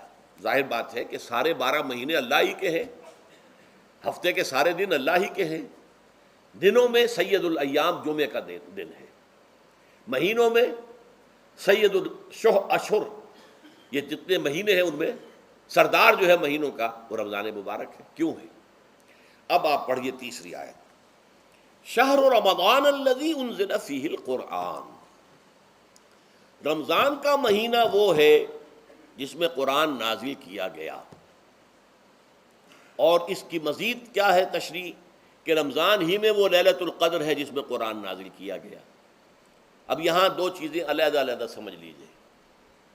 ہمیں معلوم ہے کہ قرآن حضور پر نازل ہوا 32 برس میں، نہیں 22 برس میں، 610 عیسوی سے لے کر اس موضوع پر آج شام کو تقریر ہوگی انشاءاللہ مفصل تعارف قرآن کے ضمن میں، بعد نماز عشاء قرآن اکیڈمی کی مسجد میں، کیونکہ معلوم نہیں کہ آج چاند ہو جائے گا یا نہیں ہو جائے گا، لہذا دورہ ترجمہ قرآن کل سے شروع ہوگا، اور آج جو ہے تعارف قرآن اور سورہ فاتحہ کا کچھ مفہوم میں بیان کروں گا، تاکہ یہ کہ رمضان مبارک کے لیے تمہید ہو جائے۔ پھر اگر چاند ہو گیا تو چھوٹی چھوٹی صورتوں کے ساتھ ہم تراویح مکمل کر لیں گے، ترجمہ قرآن کے ساتھ تراویح کل سے شروع ہوگی۔ بہرحال اس ضمن میں رمضان کا چناؤ جو ہوا ہے تو یہ ترجیح بلا مرجح نہیں ہے، ایسے ہی نہیں ہے کہ یوں ہی اس کو ترجیح دے دی گئی، اس کی حکمت ہے، غایت ہے، علت ہے، اس کا سبب ہے۔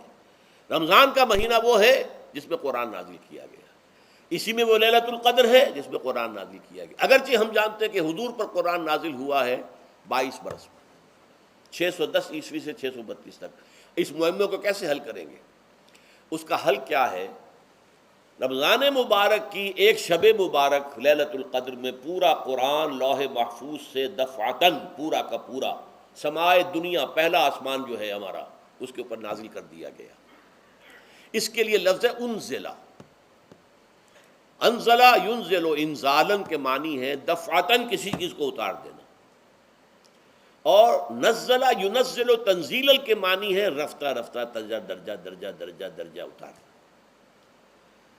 اعلام، عالم یعلم اعلاما، کسی شے کو خبردار کر دینا، بتا دینا، بس ہم نے بتا دیا اب تم جانو، تمہارا کام۔ تعلیم یہ ہے اس کو درجہ بدرجہ سمجھانا، اس کے دماغ میں اتارنا، دیکھنا کہ اتنی بات سمجھ گیا تو اگلی بات سمجھانا، یہ سمجھ میں آ گئی تو اگلی بات، تعلیم اس کو کہتے ہیں۔ تو انزال دفعتاً اتار دینا، تنزیل رفتہ رفتہ تدریجاً تھوڑا تھوڑا کر کے اتارنا۔ تو حضور پر تنزیل ہوئی ہے، فَإِنَّهُ نَزَّلَهُ عَلَىٰ قَلْبِكَ، جبرائیل نے اس قرآن کو تھوڑا تھوڑا تھوڑا تھوڑا کر کے، نزلناہ تنزیلا، رتلناہ ترتیلا، ہم نے تھوڑا تھوڑا کر کے اتارا ہے۔ لیکن لیلۃ القدر میں جو ماہ رمضان مبارک کی شب ہے آخری عشرے کی، اس میں پورا قرآن اتار دیا گیا تھا لوح محفوظ سے سمائے دنیا تک۔ شہر رمضان الذی انزل فیہ القرآن ھدی للناس وبینات من الہدی والفرقان، یہ قرآن کیا ہے، کیا بنا کر نازل کیا گیا؟ یہ حال ہے، یہ لوگوں کے لیے، پوری نوع انسانی کے لیے ہدایت ہے، اور یہ ہدایت بینات کی شکل میں آئی، واضح تعلیمات جن میں کوئی شک و شبے کی گنجائش نہیں، از خود روشن۔ بینہ اسے کہتے ہیں وہ شے جو از خود روشن ہو، جس کو ہم کہتے ہیں کہ آفتاب آمد، دلیل آفتاب، جب سورج طلوع ہو گیا تو اپنے وجود پر وہ خود دلیل ہے، اسے کسی اور دلیل سے ثابت کرنے کی ضرورت نہیں ہے، از خود واضح۔ تو بینات من الہدی، جو قرآن کی بنیادی ہدایت ہے وہ بینات پر مشتمل ہے، واضح چیز ہے، جو انسان کے لیے، اس کی فطرت کے لیے جانی پہچانی چیزیں ہیں، یہ کوئی باہر کی چیز نہیں آ رہی ہے، اس کے قلب کی گہرائیوں کے اندر یہ سب کچھ موجود ہے، اور اس کی گواہی اس کے قلب کی گہرائیوں سے نکلتی ہے۔ جہاں دیکھنا تقریر کی لذت کے جو اس نے کہا، میں نے یہ جانا کہ گویا یہی میرے دل میں ہے، اس نے تو میرے اپنی فطرت کی ترجمانی کی ہے۔ والفرقان، بینات من الہدی والفرقان، یہ بینات کا اطلاق فرقان پر بھی ہو رہا ہے، حق و باطل کے اندر فرق کر دینے والی شے۔ بین صورت میں یہ حق ہے، یہ باطل ہے، یہ جائز ہے، یہ ناجائز ہے، یہ غلط ہے، یہ صحیح ہے۔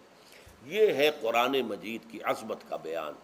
ویسے تو عظمت قرآن مجید کے اندر بہت سے مقامات پر آئی ہے اور بڑے ہی پرشکو انداز میں بھی آئی ہے، لیکن یہ اس وقت موقع نہیں ہے اس میں جانے کا۔ یہاں جو قرآن کا تعارف کرایا گیا، ھدی للناس وبینات من الہدی والفرقان، اور یہ رمضان میں نازل کیا گیا، لہٰذا رمضان کا مہینہ جو ہے اس عبادت کے لیے خاص اور مختص کر لیا گیا۔ فمن شہد منکم الشہر فلیصم، تو جو کوئی بھی تم میں سے اس مہینے کو پائے یا اس میں مقیم ہو وہ لازماً روزہ رکھے۔ میں بیان کر چکا ہوں یہ وجوب علی العین ہے، اس کے اندر اب اختیار نہیں ہے، لیکن یہ کہ اگر من کان منکم مریضا او علی سفر فعدۃ من ایام اخر۔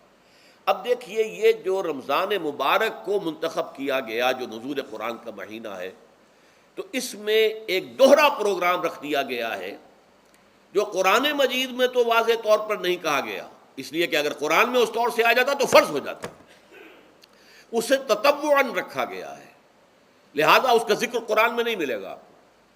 موجود ہے کہ جب اس مہینے کو چنا ہی اس لیے گیا ہے کہ یہ نزول قرآن کا مہینہ ہے، لہذا اس کے لیے جو ہم نے پڑھا تھا وہ خطبہ وہ اس کو پلٹ لیجئے۔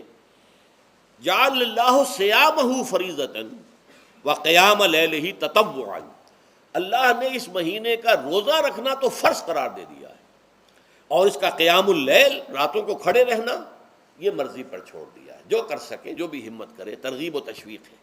اب دیکھیے ترغیب و تشویق کے لیے دوسری حدیث جو یہاں پر ہے، عن ابی ہریرہ رضی اللہ عنہ قال، حضرت ابو ہریرہ سے مروی ہے رضی اللہ عنہ کہ انہوں نے فرمایا قال رسول اللہ صلی اللہ علیہ وسلم، کہ اللہ کے رسول نے فرمایا صلی اللہ علیہ وسلم، من صام رمضان ایمانا و احتسابا غفر له ما تقدم من ذنبه، جس نے رمضان میں روزے رکھے ایمان کے ساتھ، یقین کے ساتھ، اور احتساب اللہ سے اس کے اجر کی امید میں، غفر له ما تقدم من ذنبه، اس کے پچھلے تمام گناہ معاف ہو جاتے ہیں۔ یہ نوٹ کیجئے کہ اس سے مراد گناہ کبیرہ نہیں ہے، گناہ صغیرہ ہے۔ گناہ کبیرہ کے لیے توبہ شرط ہے، گناہ صغیرہ جو ہے وہ ان چیزوں سے دھل جاتے ہیں۔ لیکن اب دیکھیے ومن قام رمضان ایمانا و احتسابا، اور جو کوئی کھڑا رہا رمضان میں یعنی قیام اللیل ایمان اور احتساب کے ساتھ، غفر له ما تقدم من ذنبه۔ اب تیسری بات، ومن قام لیلۃ القدر ایمانا و احتسابا، اور جو کھڑا رہا قیام اللیل جس نے کیا ہے لیلۃ القدر میں ایمان اور احتساب کے ساتھ، غفر له ما تقدم من ذنبه، متفق علیہ۔ یہ حدیث بخاری اور مسلم دونوں کی ہے۔ اب یہاں جو بات میں چاہتا ہوں کہ آپ پر واضح ہو جائے، اس حدیث میں دونوں چیزوں کو پیرلل لایا گیا، من قام رمضان من صام رمضان، پیرلل، بالکل متوازی، ہم وزن اعتبار سے، من صام رمضان ایمانا و احتسابا غفر له ما تقدم من ذنبه، من قام رمضان ایمانا و احتسابا غفر له ما تقدم من ذنبه۔ اب سوال پیدا ہوتا ہے قیام اللیل سے مراد کیا ہے؟ یہاں پہ میں ذرا تراویح کا جو پس منظر ہے وہ بیان کر دینا چاہتا ہوں۔ دیکھیے جیسا کہ ہم نے خطبے میں بھی دیکھ لیا، اللہ نے قیام اللیل جو ہے اسے فرض نہیں ٹھہرایا، تطوعا، قرآن مجید میں بھی اس کا کوئی ذکر نہیں، احادیث میں اس کی تشویق و ترغیب پوری موجود ہے، ایک اور حدیث بھی ہم بعد میں پڑھیں گے اس پر۔ اس کا پس منظر کیا تھا کہ اس کو چھوڑ دیا گیا۔ اب ظاہر بات ہے مسلمانوں میں کمزور بھی ہیں، مسلمانوں میں وہ مزدوری کرنے والے بھی ہیں، روزہ تو فرض ہے ان پر، چاہے مئی کا مہینہ ہے اور گندم کاٹنی ہے، روزہ تو پھر بھی رکھنا ہوگا، یہ سب کچھ ہے، لیکن یہ کہ رات کو پھر کھڑے رہنا ان کے لیے، جاگنا ممکن نہیں ہے، لہذا ان کے اوپر یہ چیز فرض نہیں۔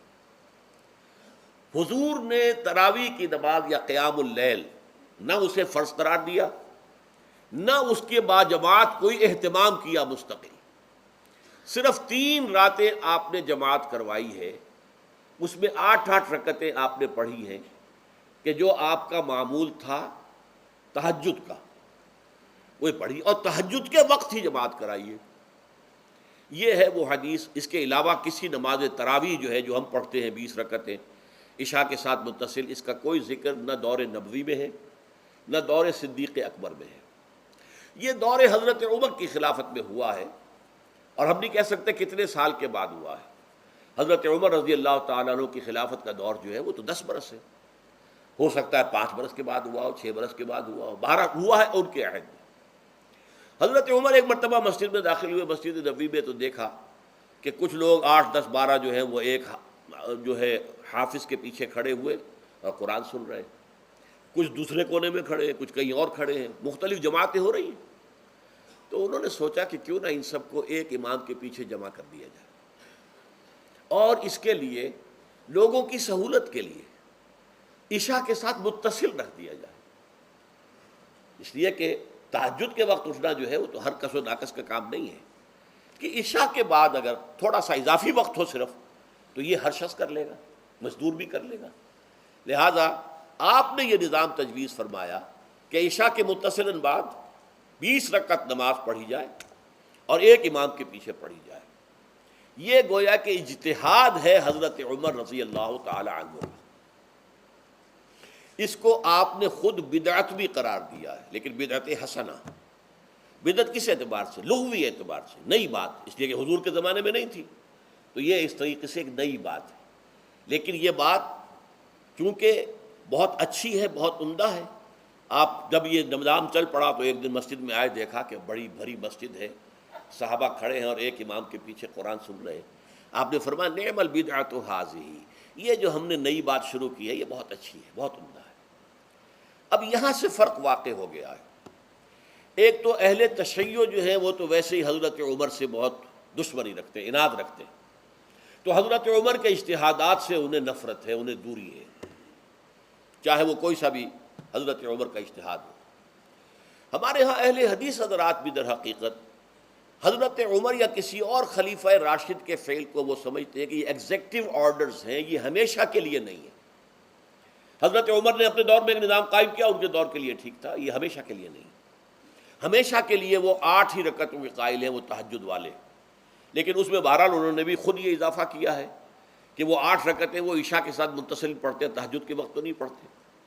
اور حضور نے تو صرف 3 روز جو ہے وہ کرائی تھی جماعت، وہ لوگ 30 دن یا 29 دن پڑھ رہے ہیں، تو اضافہ تو انہوں نے بھی کر دیا، اس نظام میں تبدیلی تو ہو گئی۔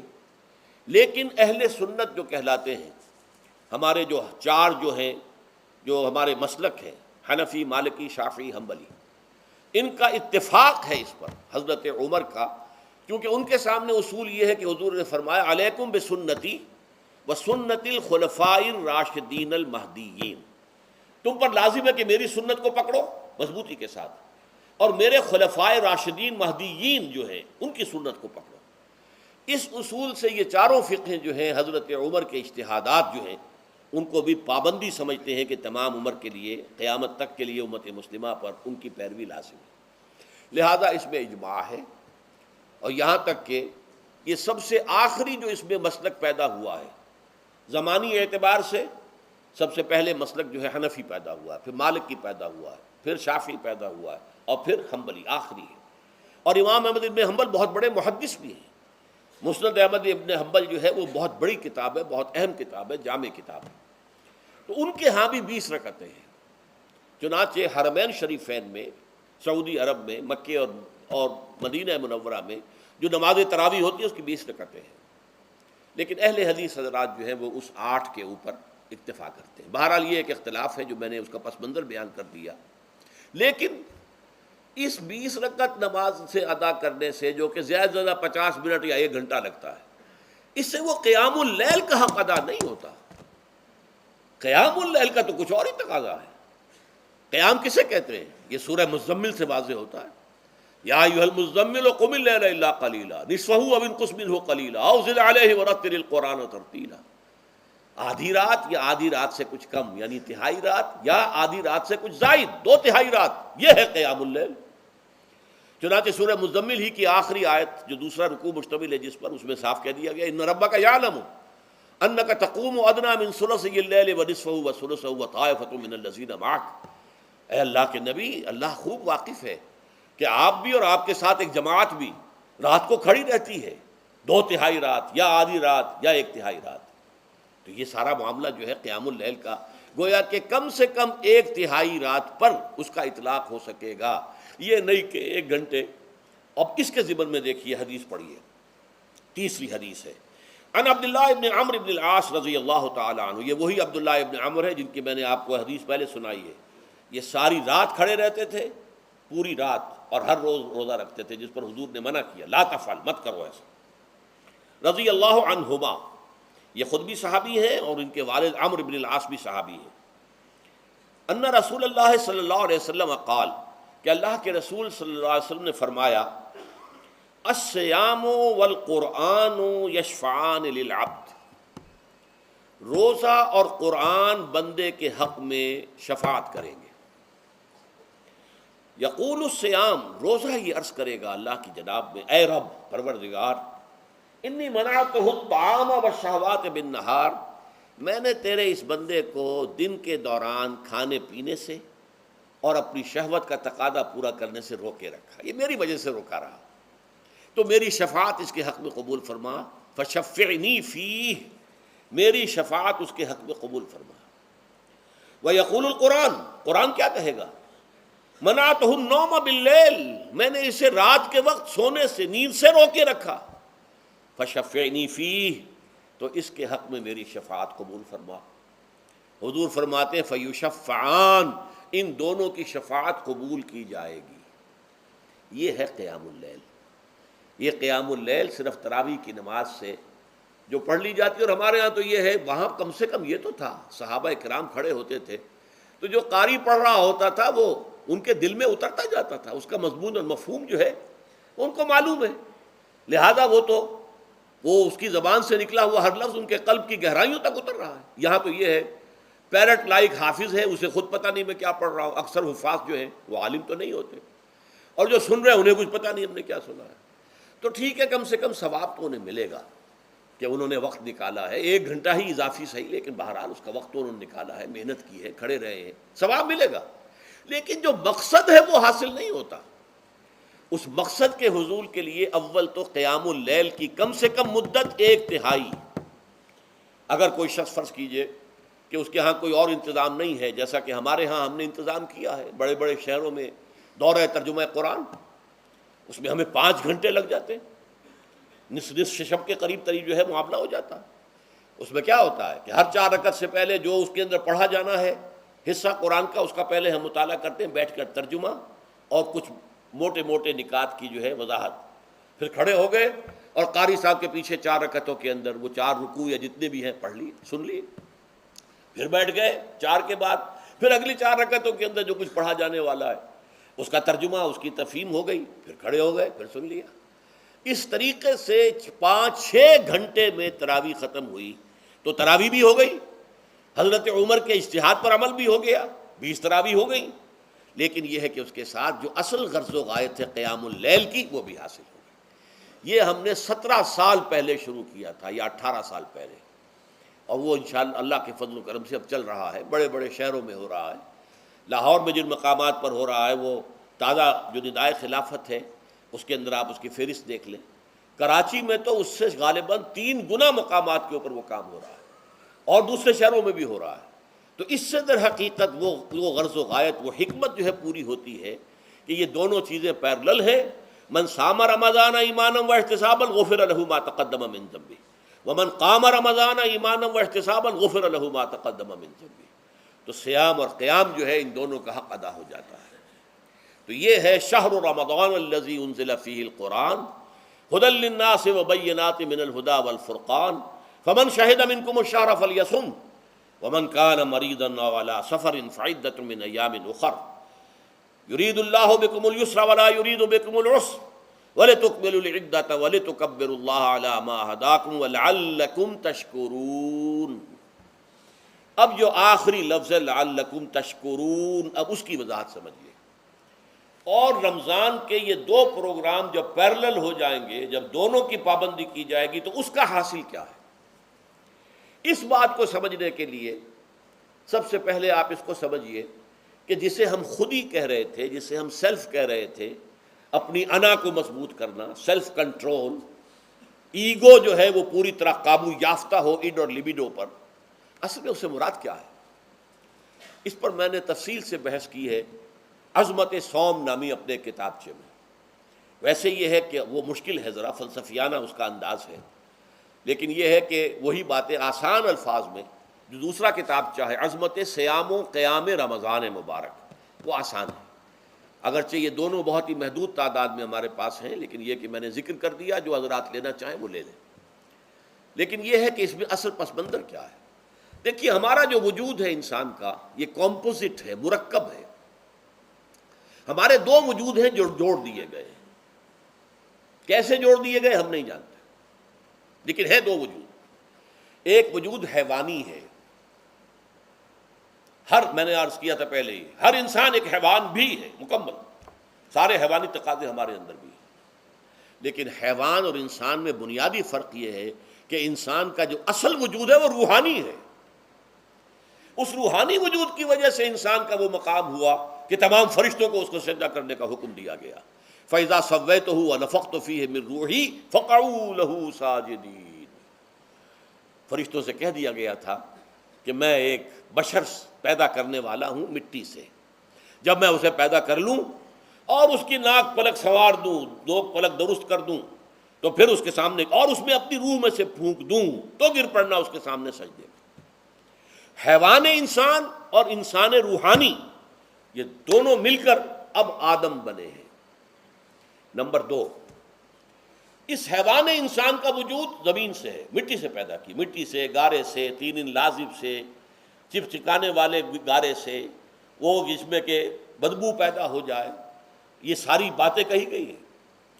اور سائنس بھی کہتی ہے مٹی سے پیدا ہوئے. اب کیسے پیدا ہوئے اس میں اختلاف ہے، لیکن یہ کہ ہے مٹی ہماری اوریجن، قرآن بھی کہتا ہے اور سائنس بھی کہتی ہے. اور ہمارے وجود کو جب وہ تھک جائے، مزمحل ہو جائے، اس کی انرجی کم ہو جائے، تو اس کے لیے جو غذا ہے، جو تقویت ہے، وہ بھی ساری زمین سے آ رہی ہے. آپ نے پھل کھائے، آپ نے گندم کھائی، آپ نے چاول کہاں سے آ رہے ہیں؟ اچھا بکری کا گوشت کھایا تو بکری کا گوشت کس چیز سے بنا ہے؟ اس نے گھاس کھائی ہے، اس نے پتے کھائے ہیں، وہیں سے تو بنا ہے نا. الٹیمیٹ سورس آپ کے وجود حیوانی کے لیے جو آ رہی ہے وہ زمین ہے. وجود روحانی کو بھی تقویت کی ضرورت ہے، وہ بھی مزمحل ہوتی ہے، کمزور ہو جاتی ہے.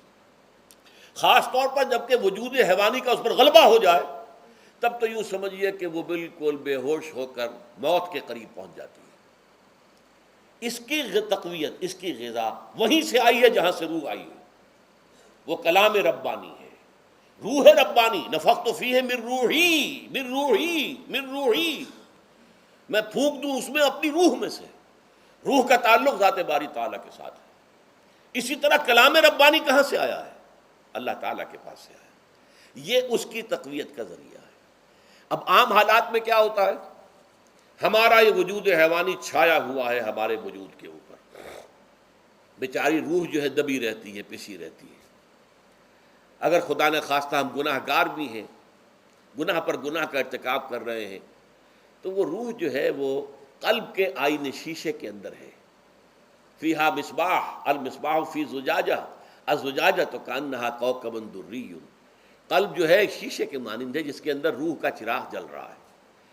اب اگر یہ اوپر جو شیشہ ہے اس پر دھواں آ گیا، لالٹین کی چمنی پر دھواں آ گیا، تو اب روشنی باہر تو نہیں آئے گی. اگر انسان گناہ کرتا ہے تو قلب پر رین، زنگ آ جاتا ہے، یا حضور نے فرمایا ایک داغ لگ جاتا ہے. اور گناہ کرتا ہے اور داغ لگتا ہے، اور گناہ کرتا ہے اور داغ، یہاں تک کہ بالآخر پورا قلب سیاہ ہو جاتا ہے. اب وہ روح اندر بند ہو گئی، وہ دفن ہو گئی. اس کے لیے اب ضروری ہے کہ اب ایک پروگرام ایسا دیا جائے جو ریورس ہو جائے. دن میں روزہ رکھواؤ تاکہ وہ جو اینیمل انسٹنکٹس ہے وہ دبے. تو جب یہ وزن جو ہے اس کے اوپر کم ہوگا تو کچھ سائی آف ریلیف اسے ملے گی. جیسے بے ہوش آدمی پڑا ہے، اسے کوئی ہلکا سا ہوش آ رہا ہے، آپ نے پانی کے کچھ چھینٹے دیے، اس کے بعد آپ نے رات کو کھڑے ہو کر قرآن کے انوار کو اتارا. بارش برس رہی ہے روح انسانی کے اوپر، قلب روحانی، قلب انسانی کے اوپر، جس میں کہ وہ روح جو ہے وہ دفن ہے. وہ زندہ ہوگی اثر نو، ہوش میں آئے گی.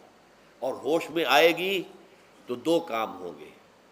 ایک تو اسے قرآن کی عظمت کا احساس ہوگا. یہ قرآن میری حیات تازہ کا ذریعہ بنا ہے. میں دب گئی تھی، میں پس گئی تھی، میں بے ہوش تھی، میں نیم مردہ تھی. اس قرآن کی بارش نے، یہ ترشح جو ہوا ہے مجھ پر، اس نے مجھے حیات تازہ عطا فرمائی. یہ جو قدر کا احساس ہوگا قرآن کا، لعلکم تشکرون، تاکہ تم قرآن کی عظمت سے واقف ہو جاؤ۔ ایک انسان بھوک کی وجہ سے اس کا شوگر لیول اتنا گر گیا کہ بے ہوش پڑا ہوا، اب ظاہر بات ہے کہ آپ اسے کچھ پانی کے چھینٹے دیں گے تو کچھ ہوش میں آئے گا، پھر غذا دیں گے تو اب وہ پوری توانائی پر آئے گا، تو معلوم ہوگا اسے اس غذا کی کیا قدر و قیمت ہے۔ اگر آپ کو بھوک ہی نہیں لگتی تو غذا بے معنی شے ہے، پیاس ہی نہ لگے تو آپ کو کیا معلوم کہ اس پانی کے اندر کتنی بڑی عظمت ہے، یہ میرے لیے کتنا بڑا انعام و احسان ہے اللہ کا۔ وہ تو پیاس پر، جان پر بنی ہوئی ہو، اور پیاس اس وقت آپ کو ایک گھونٹ پانی کوئی دے دے تو آپ کو معلوم ہوگا دنیا و مافیہ سے بڑھ کر ہے یہ ایک گھونٹ پانی جو مجھے ملا ہے۔ اسی طرح جب روح دبی ہوئی تھی حیوانی وجود کے بوجھ تلے، جبکہ وہ نیم خوابیدہ یا نیم بے ہوش یا بالکل بے ہوش تھی، وہ دن میں تو روزہ رکھ کر اس پر سے حیوانی وجود کا وزن کم کیا گیا، اسے ایک ریلیف ملی۔ رات کو قرآن مجید کے انوار و برکات اس میں جذب کیے گئے تو اس کو پوری توانائی حاصل ہوئی۔ اس پوری توانائی کا پہلا نتیجہ تشکر، قرآن کا شکر۔ الحمدللہ الذی انزل علی عبدہ الکتاب ولم یجعل لہ عوجا، پھر وہ قلب کی گہرائیوں سے نکلے گا۔ سارا شکر اس اللہ کے لیے جس نے اپنے بندے پر صلی اللہ علیہ وسلم کتاب نازل کی اور اس میں کوئی کجی نہیں رکھی، کسی طرح کی ایش پیچ نہیں۔ یا تبارک الذی نزل الفرقان علی عبدہ لیکون للعالمین نصیرا، بڑی بابرکت ہے وہ ذات جس نے اپنے بندے پر فرقان نازل فرمایا تاکہ وہ تمام جہان والوں کے لیے نذیر اور خبردار کرنے والا بن جائے۔ یہ قرآن کی عظمت کا احساس، اور ظاہر بات ہے جس قدر کسی نعمت کی قدر و قیمت کا احساس ہوگا اسی قدر تو آپ شکر ادا کریں گے۔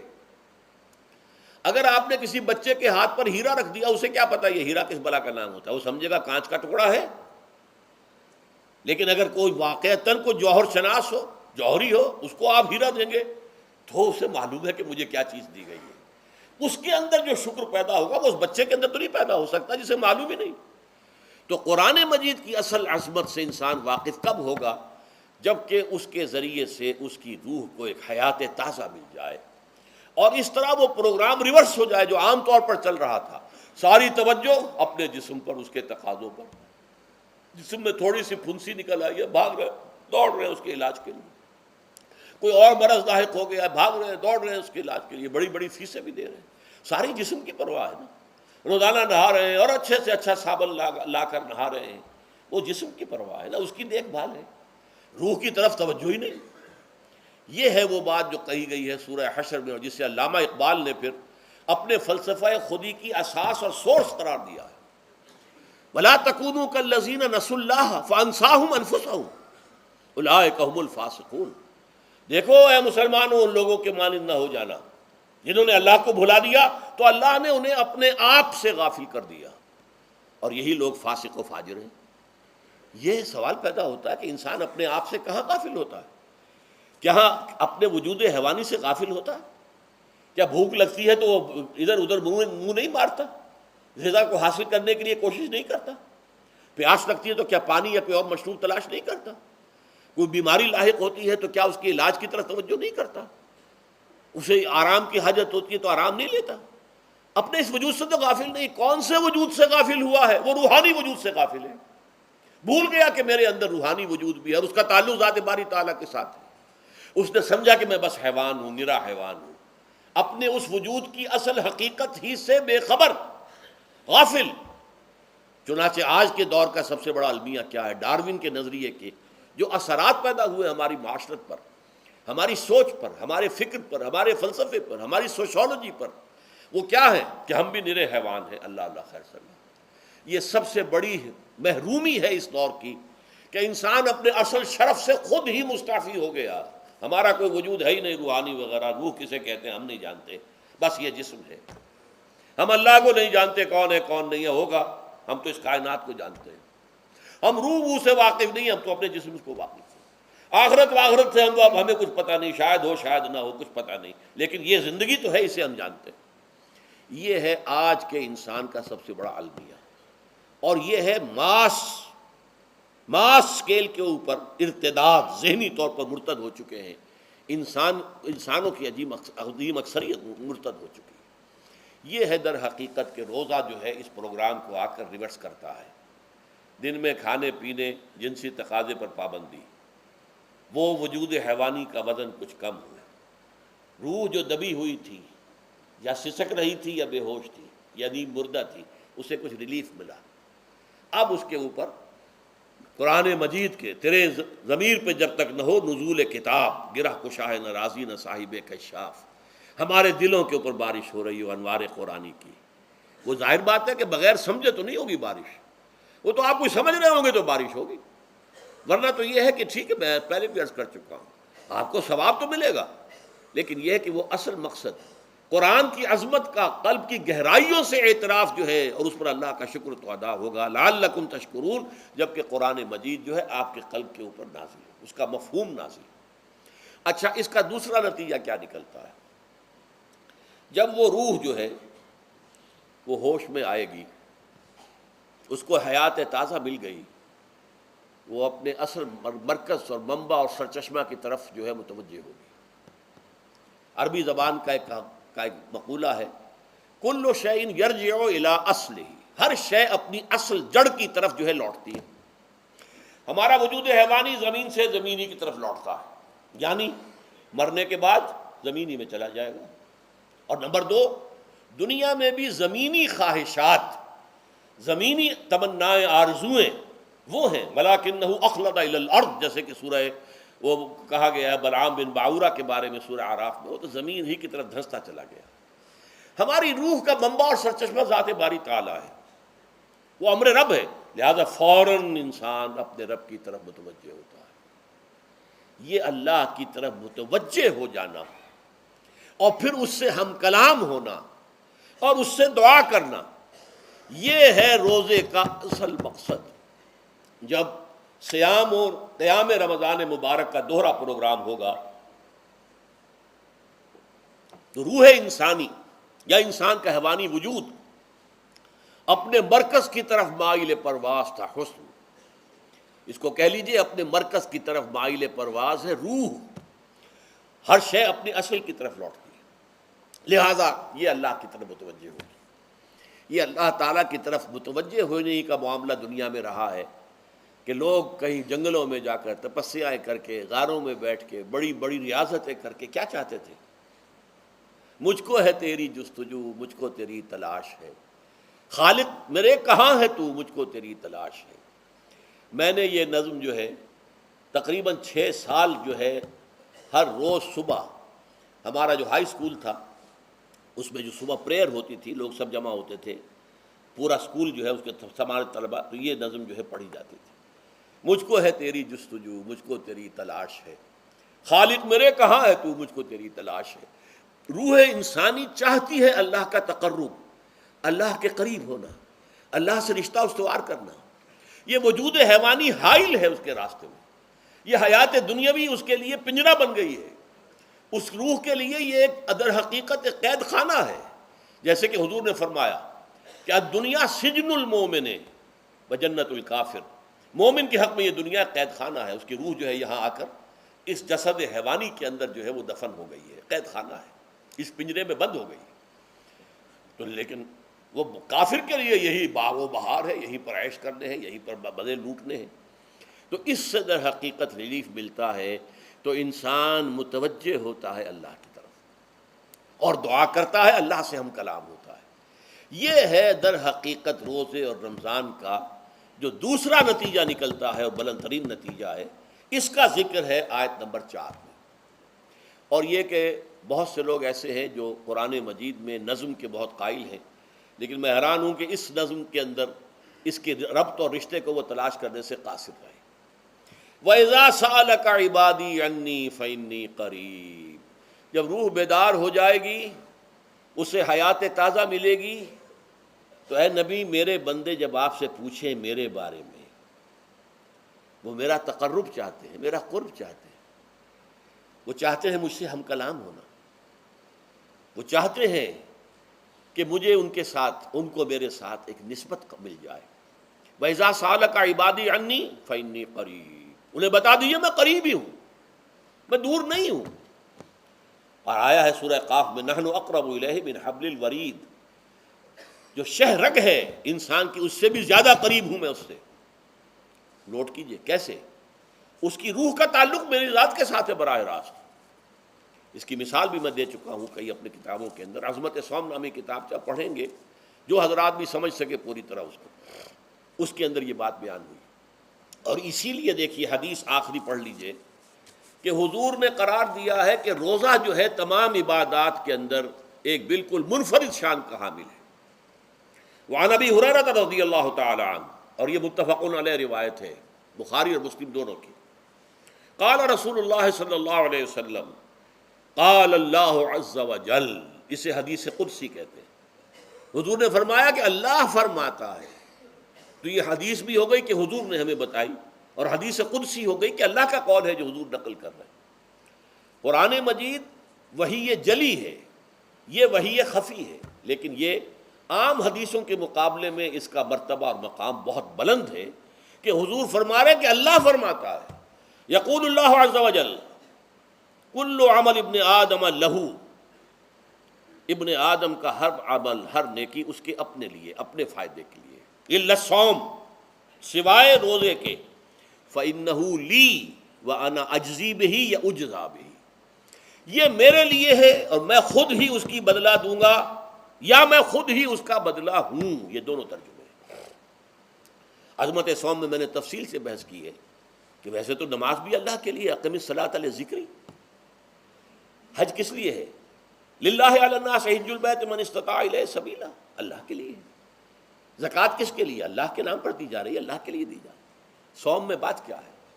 صوم میں اصل چیز ملحوظ کیا ہے؟ روح انسانی کو تازہ کرنا، زندہ کرنا، اس کی حیات تازہ کا بندوبست کرنا، اور روح کا تعلق ذات باری تعالیٰ کے ساتھ ہے. اس تعلق کی مثال یوں سمجھیے جیسے ہمیں معلوم ہے سورج کا فاصلہ ہم سے کتنا ہے، کروڑ ہا میل. لیکن سورج کی کرن جو وہاں سے چل کر یہاں تک پہنچی ہے، کیا اس کا تعلق سورج سے منقطع ہے؟ سورج کے ساتھ تو تعلق قائم ہے. اسی طرح روح انسانی ذات باری تعالیٰ سے بہت دور آ کر کہہ لیجئے ہمارے وجود کے اندر آ گئی، ہمارے قلب کے اندر متمکن ہو گئی. لیکن کیا اس کا تعلق اللہ کی ذات سے منقطع ہے؟ نہیں. لیکن یہ روح ہی اگر مزمحل ہو گئی تو تعلق منقطع ہو جائے گا، اس لیے کہ اس روح کے اندر ہی جان نہیں رہی. یہ روح تازہ ہوگی تو اس کا تعلق اللہ کی ذات کے ساتھ اثر نو استوار ہو جائے گا. اس لیے یہ کہا یہ میرے لیے، الا الصوم فإنہ لی، یہ میرے لیے. وأنا اجزی بہ یا اجزا بہ، میں خود ہی اس کا بدلہ دوں گا یا خود ہی اس کی جزا ہوں. خود ہی اس کی جزا ہوں. اللہ کے اس بندے کا تعلق میرے ساتھ ایسا قائم ہو جائے گا کہ گویا کہ اسے میں مل گیا. اور میرا یہ مل جانا ہی در حقیقت انسانیت کی معراج ہے. اور دعا کے بارے میں جان لیجئے کہ حضور نے فرمایا الدعاء مخ العبادہ، دعا جو ہے عبادت کا اصل جوہر ہے، لب لباب ہے. اور یہ بھی کہا الدعاء هو العبادہ، دعا ہی اصل عبادت ہے، دعا ہی اصل عبادت. دعا جو ہے وہ روح ہے اس کی. اور علامہ اقبال نے اپنے لیکچرز میں جو یہ خطبہ رکھا ہے اس موضوع کے لیے، میننگ آف پریئر ان اسلام، بڑا عظیم ہے. اس نے جو نقشہ کھینچا ہے کہ یہ پریئر کیا ہے؟ انائے صغیر، یہ ایگو میرا، میری انا، میری خودی، انائے صغیر انائے کبیر کے روبرو آتی ہے. انائے کبیر اللہ، اننی انا اللہ لا الہ الا انا. یہ انا، انائے کبیر اللہ کی انا، وہ عظیم انا. اور یہ چھوٹی سی محدود سی انا. تو ہے محیط بے کراں، میں ہوں ذرا سی آبجو، یا مجھے ہم کنار کر یا مجھے بے کنار کر. اقبال نے پتہ نہیں کس جگہ کس کیفیت میں ڈوب کر یہ شعر کہا ہے. اے اللہ تو تو ایک ایسے سمندر کے مانند ہے کہ جس کا کنارہ ہی نہیں ہے، اور میں چھوٹی سی ایک پانی کی ایک چھوٹی سی ندی ہوں، آبجو ہوں چھوٹی سی. اب کیا شکل ہے؟ یا تو مجھے اپنے آپ میں ملا لے تاکہ میں بھی ناپیدا کنار ہو جاؤں. دریائے سندھ کا پانی جب سمندر میں گر جاتا تو سمندر ہی بن جاتا. اور یا پھر مجھے بھی بے کنار کر دے، میری وجود کو بھی اتنی وسعت دے دے کہ کوئی کنارہ نہ رہے. اب یہ کیا اس نے سمجھا، کیا کہا، لیکن میں نے وہی انائے کبیر انائے صغیر. ایک ہے نماز ہم پڑھ لیتے ہیں، آپ نے سارا پڑھ لیا، سارا تعدیل ارکان بھی کر لی، لیکن اگر آپ کا اللہ کے ساتھ ڈائریکٹ کمیونین اور ڈائریکٹ کمیونیکیشن قائم نہیں ہوا تو نماز، جس کو کہ کہا گیا کہ الصلاۃ معراج المومنین، جو قرب حضور کو حاصل ہوا معراج میں، وہ ایک بندہ مومن دنیا میں رہتے ہوئے حاصل کر سکتا ہے نماز میں، اگر اس کی روح جو ہے واقعتاً ہم کا نام ہو رہی ہو الحمدللہ رب العالمین الرحمن الرحیم مالک یوم الدین اہدنا الصراط المستقیم ایاک نعبد و اگر ہم واقعتاً ایسے کہہ رہے ہوں کہ ہمیں احساس ہو کہ ہم اللہ کے حضور میں حاضر ہیں اور عرض کر رہے ہیں، سجدہ کریں تو حدیث میں آتا ہے کہ ایسے محسوس ہو کہ گویا کہ میں نے اپنا سر اللہ کے قدموں میں رکھ دیا ہے، یہ ہے نماز. اب جو گفتگو ہو رہی ہے یہ ہم کلامی ہے، الصلاۃ معراج المومنین، اہل ایمان کے حق میں یہ نماز جو ہے یہ معراج کے درجے میں. لیکن یہ نماز کیسے نصیب ہوگی اگر روح سوئی ہوئی ہے، دبی ہوئی ہے، پسی ہوئی ہے، مزمحل ہے یا مردہ ہے؟ یہ نماز کیسے حاصل ہوگی؟ چاہے آپ 5 وقت کی نماز پڑھ رہے ہوں، چاہے آپ نے ہیبٹ بنا لیا ہو نماز کو، چاہے خوش بھی ہو گیا ہو، لیکن یہ کہ جب تک وہ روح بیدار نہ ہو، جب تک ہم کلامی نہ ہو، افلاک سے آتا ہے نالوں کا جواب آخر، اٹھتے ہیں حجاب آخر، کرتے ہیں خطاب آخر، جب تک یہ نہ ہو. جیسے کہ میں ایک حدیث قدسی انشاءاللہ آج سناؤں گا سورہ فاتحہ کے ضمن میں، کہ اللہ تعالیٰ کے سامنے جب کھڑا ہو کر انسان جب کہتا ہے انی وجہت وجہی للذی فطر السماوات والارض حنیفا، دائیں بائیں سے بالکل اپنا تعلق کاٹ کر میں نے اپنا رخ کر لیا ہے اس اللہ کی طرف جس نے آسمانوں اور زمین کو پیدا کیا.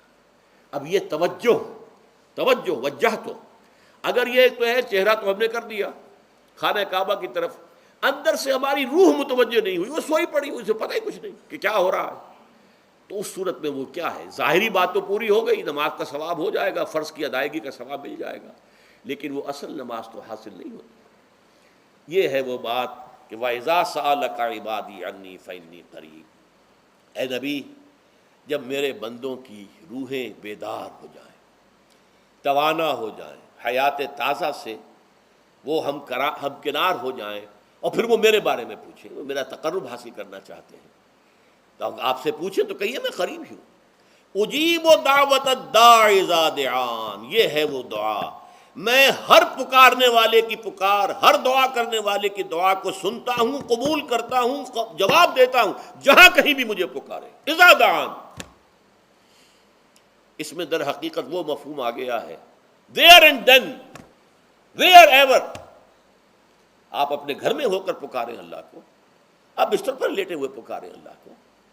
الذین یذکرون اللہ قیاما وقعودا وعلی جنوبہم، ہاں ٹھیک ہے، بعض مقامات بعض اوقات قبول دعا کے لیے زیادہ سازگار ہیں، حرم میں جا کر دعا مانگی جائے، اور منا میں، عرفات میں خاص طور پر، جبل رحمت پر خاص طور پر، ملتزم جو ہے کعبے کا اس پر خاص طور پر، وہ ایام بھی ہے خاص. لیکن یہ نہیں ہے کہ بقیہ دنوں میں آپ کے اور اللہ کے درمیان کو بڑا فاصلہ ہے.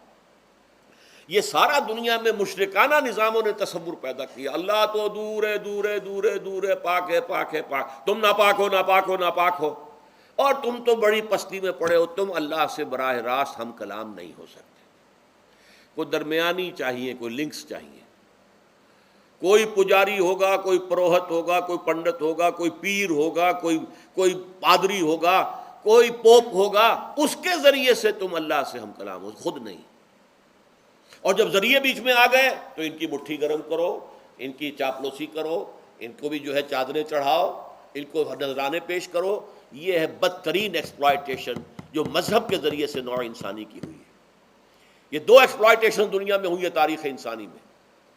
ایک بادشاہوں کی طرف سے خراج دو ہمیں، محنت تم کرو گے کھیت میں، آدھا حصہ ہمارے پاس آئے گا، ہم عیش کریں گے، ہم سٹینڈنگ آرمیز رکھیں گے تاکہ ذرا تم بغاوت کرو تو تمہارا سر کچل دیا جائے. یہ ایکسپلائٹیشن بدترین. مانگنے والا گدا ہے، صدقہ مانگے یا خراج. دوسری طرف ہم بادشاہ ہیں، ہم چندر بنسی سورج بنسی خاندان ہیں، ہم راجپوت ہیں، حکومت کرنا ہمارا حق ہے.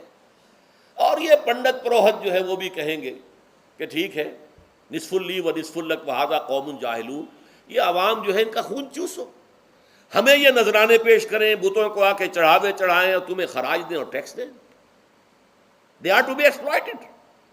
ایکسپلائٹ ہو رہا. اسلام نے آ کر دونوں کا خاتمہ کیا. کوئی ملوکیت نہیں. زکوٰۃ ہے تو غربا کے لیے، بادشاہ کے لیے نہیں ہے. یہ تو غربا کے لیے، لہذا کوئی ٹیکس نہیں. نمبر 2، اللہ سے ہم کلام ہونے کے لیے کسی دربان، کسی جو ہے پہرے دار کی مٹھی گرم کرنے کی ضرورت نہیں. جب چاہو ہم کلام ہو جاؤ. دل کے آئینے میں ہے تصویر یار، جب ذرا گردن جھکائی دیکھ لی. یہ تو تم ہماری طرف متوجہ نہیں ہوتے. ہم تو ہر وقت کہتے ہیں، ہر شب کو آخری لمحات جو ہیں، آخری جو گھنٹے ہیں رات کے، سمائے دنیا تک ہم نزول فرما لیتے ہیں تمہارے لیے. اور پکارنے والا پکارتا ہے، حل من مستغفر فاغفر اللہ. ہے کوئی استغفار کرنے والا کہ میں اسے بخش دوں؟ حل من سائل فاعطیہ. ہے کوئی مانگنے والا کہ میں اسے عطا کروں؟ تم ہی سوئے رہتے ہو، الٹا غفیر رہتے ہو، تمہیں ہماری طرف توجہ نہیں ہے. اگر ہماری طرف متوجہ ہو جاؤ تو جیسے کہ اقبال نے کہا کہ میرے لیے یہ دربان جو ہے، پیران کلیسا کو کلیسا سے اٹھا دو. کیوں خالق و مخلوق میں حائل رہے پردے. اور یہ میں نے کئی مرتبہ بیان کیا ہے. ہمارے ہاں وہ پی جو جماعت بنی تھی ایک، اب اس میں 2 پییں اور ایڈ ہو گئی ہیں. پی پھر وہ پیٹریٹ، اور اس سے آگے اپنی پہلے پارلیمنٹیرین کی پی آ گئی اور پھر پیٹریٹ کی آ گئی. 5 پیز ہو گئی. اسی طرح گنتی ہے ہندوستان میں پنڈت، پروہت اور پجاری. 3 پے تو یہاں تھی. پیر، ایران کا پیر، اور پوپ اور پادری. یہ سب پے سے شروع ہوتے ہیں الفاظ، اور یہ سب در حقیقت جو ہے شروع ہونے والے الفاظ، یہ در حقیقت انسانوں کی بدترین ایکسپلائٹیشن کا ذریعہ ہے.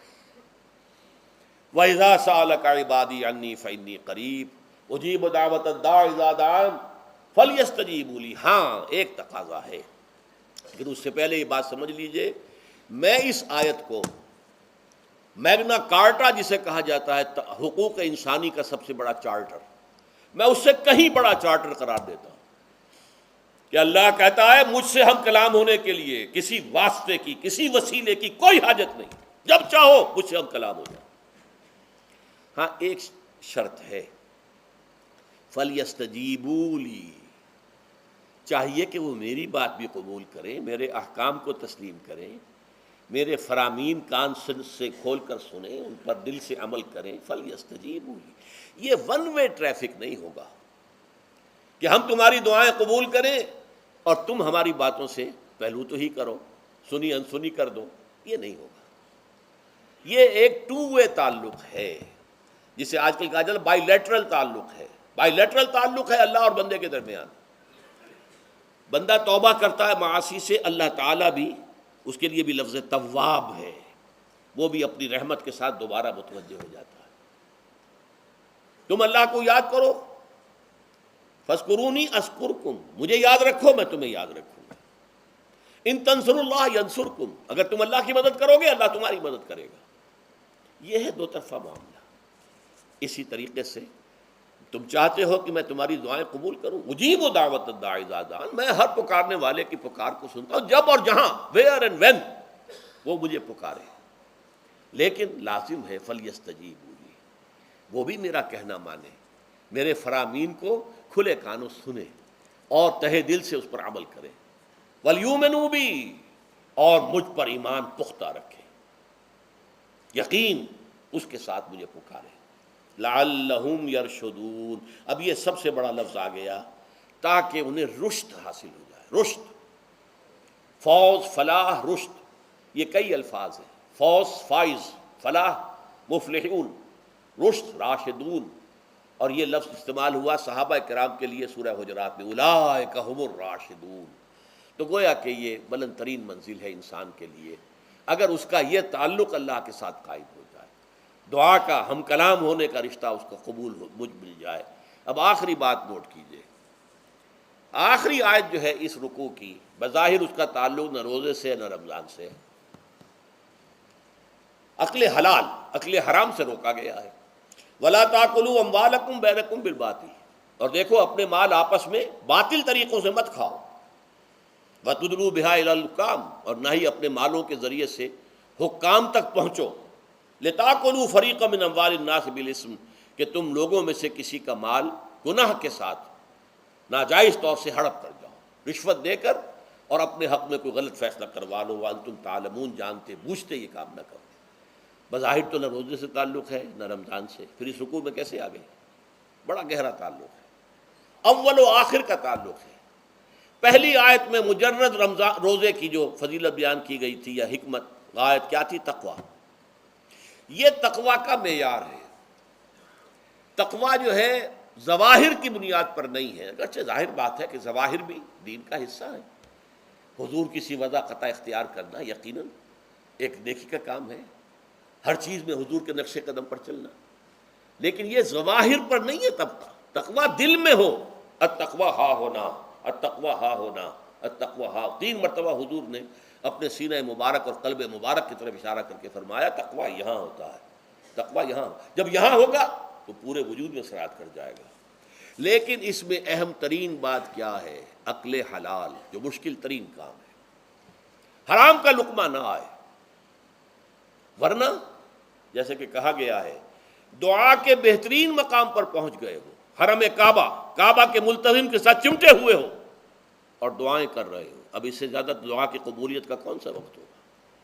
یا آپ کھڑے ہو گئے جبل رحمت کے اوپر سب سے اونچے مقام پر جا کر، اور آپ نے 2 گھنٹے سے ہاتھ اٹھائے ہوئے ہیں، اللہ اے اللہ یا رب یا رب، لیکن حضور نے فرمایا کہ ایسے بہت سے لوگ ہیں، رجل یطیل السفر اشخص اغبرا، ایک شخص ہے سفر کی وجہ سے بہت لمبا سفر کر کے دربادہ تھکا بادا ہے، اور اس کا وہ احرام جو ہے وہ بھی میلا کچیلا ہو چکا ہے۔ ظاہر بات ہے آج کی بات نہیں ہو رہی ہے، جبکہ آپ 4 گھنٹے میں تو پہنچ گئے جدہ، اور پھر 2 گھنٹے میں مکہ پہنچ گئے، اور جا کر 2 گھنٹے میں آپ نے جو ہے عمرہ کیا اور بات چھٹی، احرام کھل گیا۔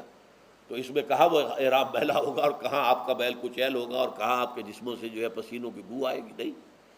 لیکن جو یہ سب کرتے تھے اور پھر کعبے سے ملتزم سے چمٹ کر دعا کرتے تھے، یا رب یا رب، یمد یدیہ الی السماء، وہ ہاتھ اٹھاتا ہے آسمان کی طرف، یا رب یا رب، وَأَنَّا يُسْتَجَابُ لِذَلِكَ، اور اس شخص کی دعا کیسے قبول ہو؟